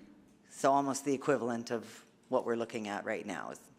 Correct, $4.9 million in total. Okay. So, and I think Ms. Smith, you talked about the FCSS funding has more long-term outcomes that we're looking at. I guess, can you quantify it in a shorter period of time that would satisfy Councillor Rice? I'm not sure I could quantify it the way Councillor Rice is looking for, but I can say that with that $1 million of FCSS funding, we were targeted programs that may not be able to exist. Their organization may be able to exist, but the specific programs around solution-based counseling, those sorts of things, may not have funding for 2024. Okay. Okay. And then, is Harm still on the line? Or somebody from taxation? Yeah, I'm still on the line, Councillor. Okay, so how much would this 4.3 million reduce the residential homeowner's tax bill by? So I guess we're looking at per $100,000 value? Yeah, so sorry, so I'm not sure if someone from taxation's on, so I'm not able to answer that question, but definitely something, Councillor Wright, we can try to get back to you with. Okay. I'm thinking it's quite minimal, but, okay, thank you, that's all I have. I'll speak to it after. Okay, thank you. I don't see anyone else on the board to ask questions, so we'll go to closing. Councillor Knack, please go ahead with Perfect. Yeah, thanks, Councillor Prince-Fay. So I appreciate the intent of the motion is to try to find ways to help offset the projected surplus, or deficit, sorry, thank you. I don't think this is the right way to go about that, and I'll explain that right away, but just to flag it, every time we've had a mid-year update, whenever there has been projected deficits, our city admin and our finance team work relentlessly to try to find ways to bring that down to zero, and with the exception of 2 years, and I think 1 year was 4 million and 1 year was 2 million, the city's always finished with a surplus because of some very diligent budgeting and responses over the course of the mid-year updates. So while I appreciate that we're looking to try to continue to find ways to address that, this is, for me, going to create a more expensive problem as per some of the questions we had. So just a few thoughts. I didn't have any questions today because I just was ready to advance this work, because the need that exists citywide, I mean, we heard today even from our speakers about, they're expanding some operations. I was excited about the Bissell Center expanding their operations to be able to go 7 days a week, and I think you said 10 hours a day. I'd love you to be 24 hours a day right now, because frankly, we have nowhere near enough space to help people and to support people, and I'd love them to be in the West End right now, where I have literally no place for people to go because they're out of space right now, and so they're in parks and encampments. And I appreciate this money that we're talking about. Like, this isn't going to solve, even if we approve this money, there's nowhere close to this solving the gaps that currently exist across the city. So recognizing over and over again the need that we have to help provide supports for those who are in more vulnerable situations, we need to get this money out the door as soon as humanly possible, or else we continue to expend other resources like police, which is our most expensive solution. The amount of times I've had folks in the community, in the ward that I represent, who have had to call police over the last couple of months because they have no one else to call. It's a huge number, and the amount of, you think about the cost of a police officer to respond to something that we can start to address in small ways here. Looking at how are we going to create safe and inclusive spaces, crime prevention, crisis intervention. This type of money, the problem is, this money is still just a drop in the bucket. FCSS Alberta-wide has talked about the need for an additional $25 million a year just to keep up with the inflation over the last number of years, because the province has not increased that and kept it up with inflation.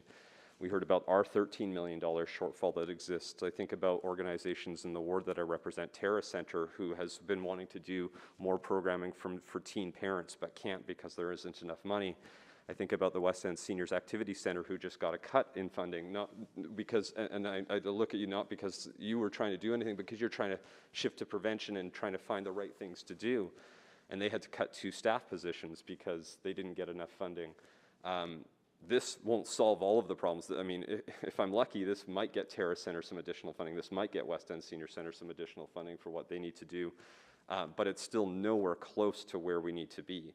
So while I appreciate the desire to try to help address the budget deficit, this would not accomplish that, and I really worry this will continue to perpetuate a problem that has been long-standing in this city, which is our social sector is severely underfunded.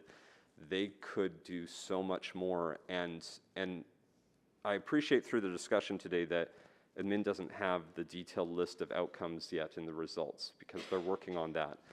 But I think the other thing I remember is that how many annual meetings I've gone to for different organizations that are some of here today, some of the ones that are operating in the city. And every year when I go to those AGMs, I hear from those social serving agencies about the work that they're doing, the results that they have, because they have the results, they have the data. It's not like we don't know that this money isn't being put to good use and it isn't having an impact.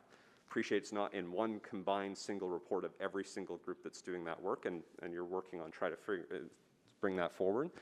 But I've seen it over and over again. I've seen the results. I've seen the clear outcomes of the money invested and the financial benefits that have returned to the city and the people that each of these organizations serve. So appreciate again the intent. I cannot support this. This I think really would create an even bigger gap that we're already facing. Thank you.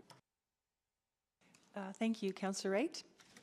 Thank you, Councillor Knack covered it all, so I'll make this short and sweet. Committee, please vote no. Thank you, Councillor Stevenson. Yes, thank you. I really appreciate the intent of the motion in terms of being fiscally responsible. That's all of our duties.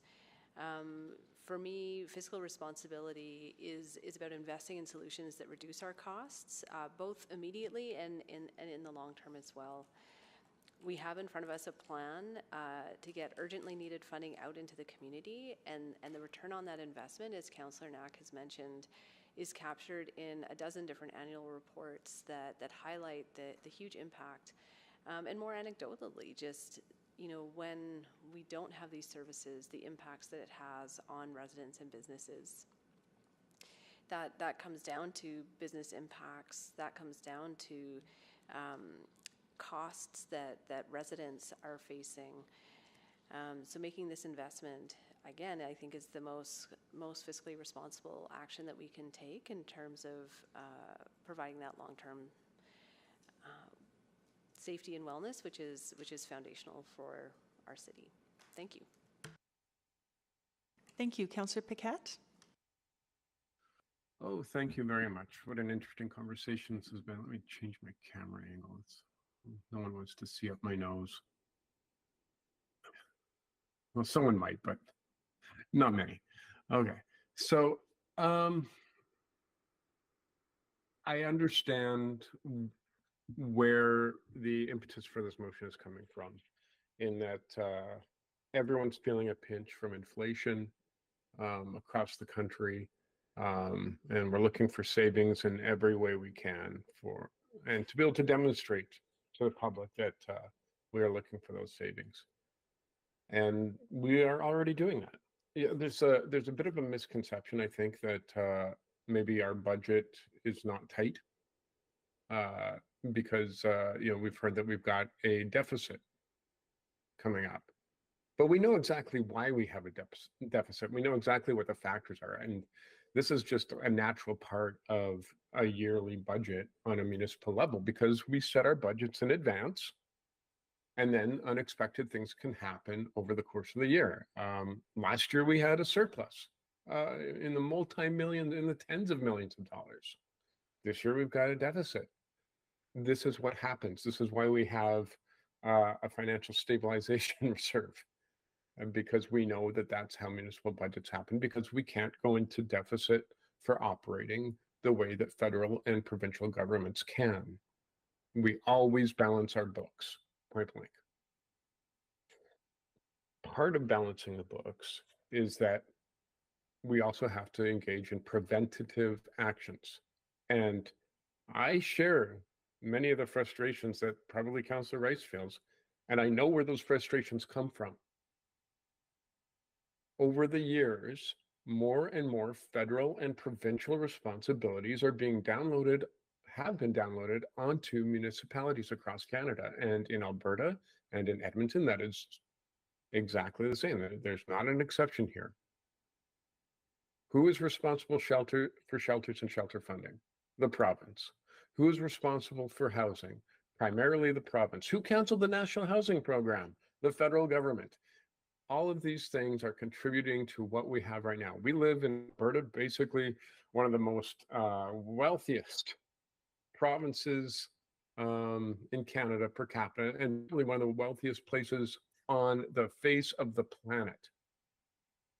And we're sitting here as a municipal government having to figure out how to stem this tide of increased poverty, of increased lack of service available in the healthcare system.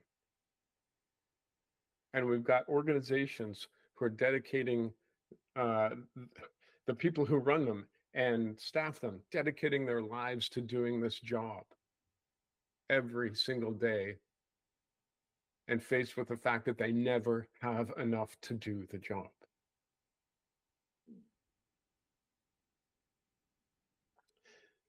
If we go with this motion, I guarantee you what we end up seeing is more encampments, which, by the way, we're in the middle of a lawsuit about. We're going to see more suffering. We're going to see more incidents on transit. We're going to see more death in our streets. We're going to see an increase in all of those issues, because what this money does is it's the preventative medicine. And we don't have enough medicine, but it's what we can do to stem the sickness. If I voted for this, I'd be voting to incur even more costs onto the people of Edmonton in the future.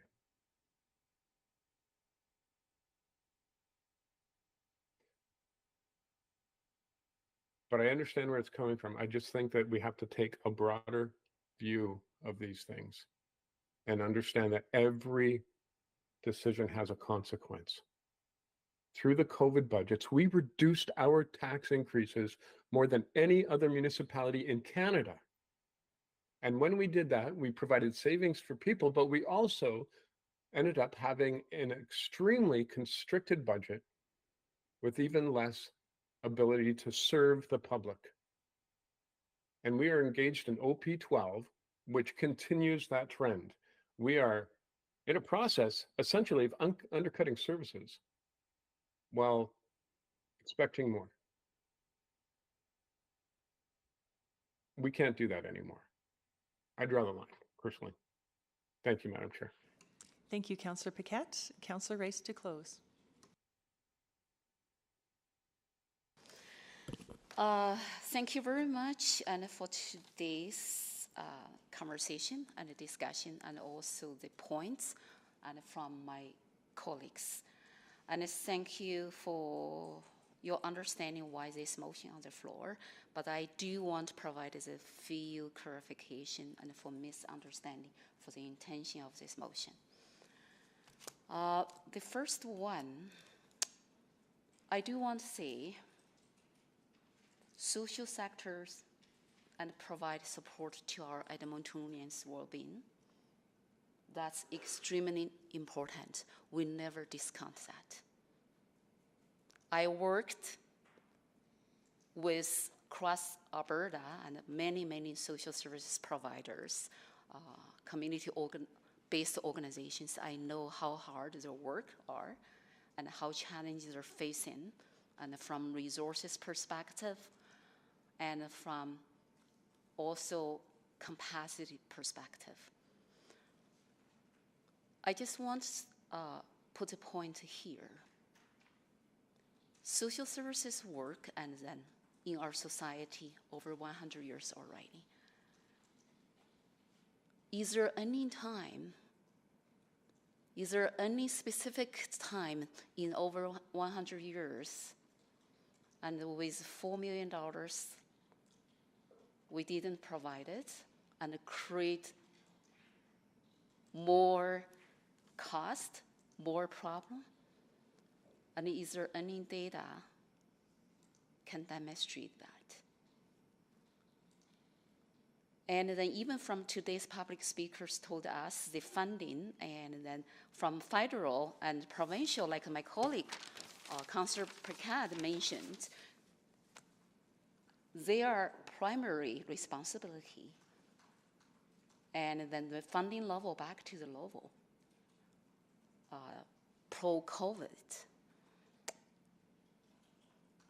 I just want to say, yes, the need is there,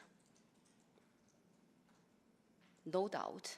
But the question is, how we address this is not about we do not want to address those needs, and it's about how we address those needs. And it is any time, and we did a comprehensive review, really look at all these social services, social program services we provided, what working, what not working, and how we address those issues with the clear understanding what are not working, what are not working. This motion is not say we're not funding you. This still, the majority, 99% of funding approved still there. And this motion is just to say, with the unallocated funding, can we hold to support our city and is a different priority at this moment? And I would like to say, and then this is my understanding for the physical responsibility. The physical responsibility is not to create deficit and as a result to increase more difficult for the availability of our majority Edmontonians even for living. Physical responsibilities is our city to manage our spending, to ensure we follow the MGA, and to balance our spending and with our budget. In the past 15 years, our city only has had 3 times deficit, and for the 2008 and 2011, only a few $1 million. This year we have $73.8 million. Where to money to balance that to meet our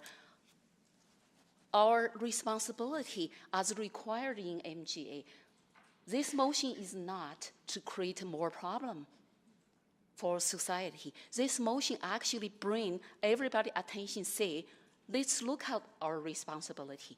Let's look at our social services, what struggling they are facing, what is not working. Let's look at that comprehensive review, come back, say we still have unallocated funding from 2024, 2005, 2006, because we already approved the funding over there, over $70 million, and to adjust, to really support what not working, and continue to emphasize strengths what working.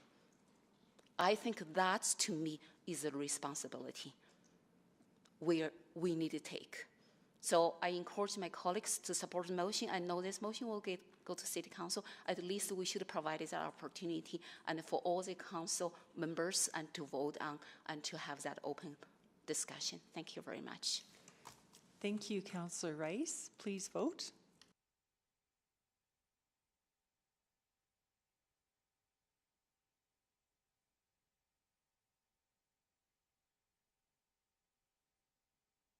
We have all the votes. Please display the vote. And that has been defeated. At this time, Clerk Martin, how do we proceed? I would suggest that over the lunch break, administration works with committee to see what direction might be provided and perfect a new motion. Okay, that sounds great. Would we continue on to item 7.2 and then come back to item 7.1? We could do that, yes. All right, how about if we do that then? All right. Well, Madam Clerk, I've got a solution that might save us a lot of time. Well, Councillor Paquette, why don't you go ahead? I will just say the magic word, requisition. Yep, and I'll say the same thing because it's going to come up to council anyway, so requisition. Okay, thank you. We have a requisition, so this item 7.1 is closed now. It will go directly to City Council now. Thank you, Councillor Paquette. Councillor Knack. And now we can go on to item 7.2.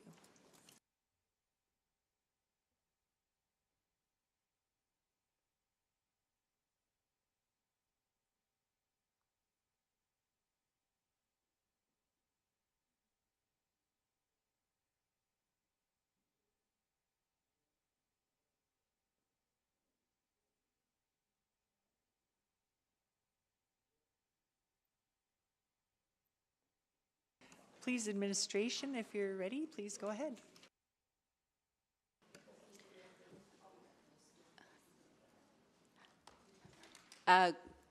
Good morning, afternoon, members of the City Council. With me here today is the Executive Director of Supply Services, Kevin Colby. My name is Cindy Q. I'm the Director of Procurement Contract Services Branch for the Edmonton Police Service. We are here to present to you for information purposes the Edmonton Police Commission Annual Report for Non-Competitive Procurement Agreements. As the report provides before you, this report is for information only. It is required as part of our delegation of authority under bylaw 16620, City Administration Bylaw. And in accordance with this bylaw, the Edmonton Police is here to report to you all non-competitive agreement with value exceeding $250,000 to you at least once per year. As the report provides to you, the non-competitive procurement agreements that are before you are captured for the period of time between July 1st, 2022 and June 30th, 2023.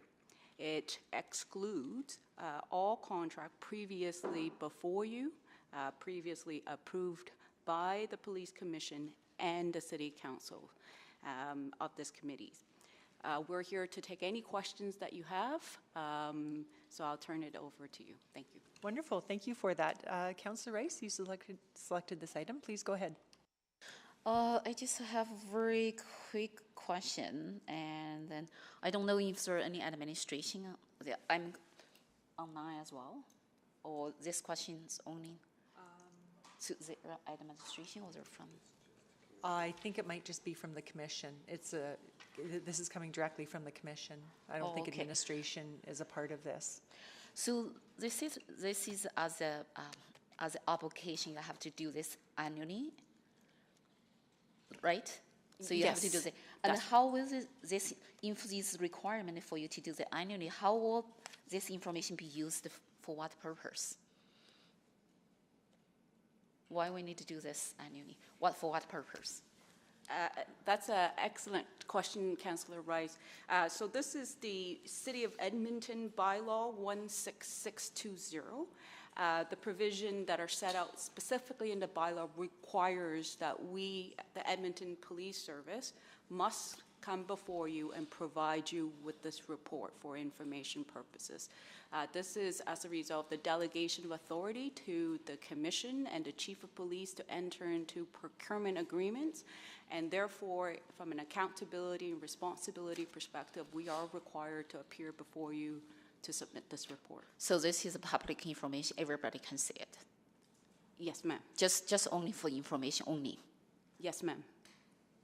So, okay, so we never had any opportunity or any situation to use this information. It's just the information stated there. Yeah, so maybe, I don't know. I just a little bit, yeah. This may be a little unorthodox, but I'll allow Councillor Knack to please go ahead and explain. Yeah, thanks for that latitude, Chair. Yeah, the idea behind this, when this came in, it wasn't just for Police Commission. We've done it through City Administration, where they disclose the non-competitive procurements. More as this is our chance for a little bit of extra oversight. If there's something that jumped out at us that seemed a little off, this is our chance to ask questions, or and again, Commission's a bit different, so if we flag something that they might want to consider for future direction, maybe we noticed a trend in the what's listed in the report, we could say, maybe this is something you want to factor in going forward. So this, it's a little more control when it's City admin, but yeah, Commission, it's more just a trust but verify. So is the same principle applied to the entire city department? Yeah, the City admin bylaw does apply to all departments, yes. By all departments, not only like the Edmonton Police Commission? Correct. So any department is provided this annual report as well? for Yes. the non-competitive procurement. Yes, I believe the city does provide that on an So annual basis. I didn't recall we received this type of reports and from other departments. Do we? Can we follow up to clarify that piece? I can see if a member of administration can speak to that. So other than that, I'm more than happy to move this motion or move this received as information. Thank you, Councillor Rice. Other than that question, We'll wait for. yeah, wait for the checking that.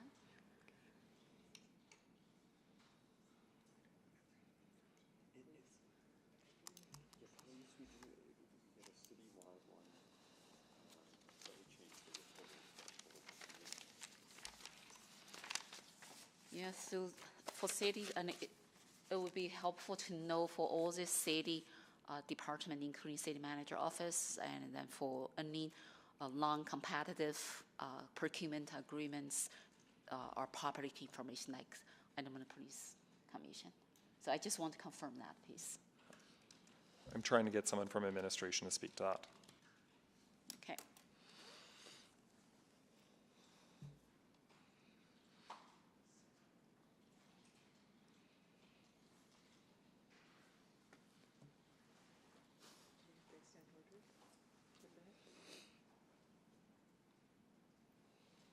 I'll move to extend orders just to finish, just so we can get that answer. Thank you, Councillor Knack. We'll move to extend orders just to finish the agenda. Correct. Okay, thank you. And I believe we'll need to vote on that. Please vote.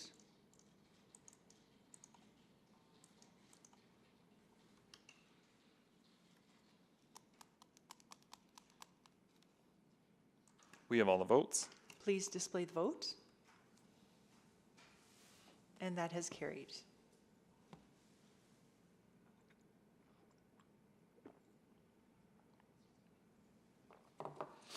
We're just awaiting on some information here.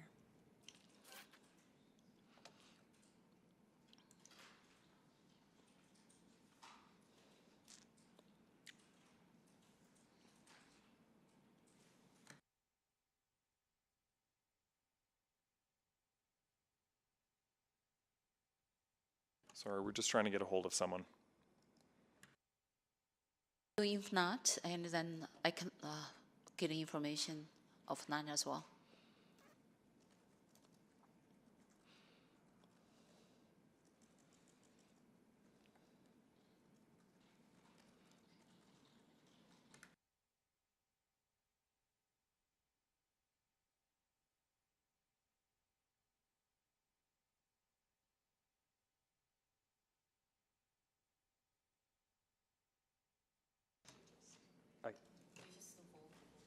I think we'll get the information offline. So thank you very much, Councillor Rice, for agreeing to that. And we do have a motion on the floor, so I'll ask my colleagues, does anyone need to speak to it or ask any questions of it? No. So let's just vote on the motion on the floor, please.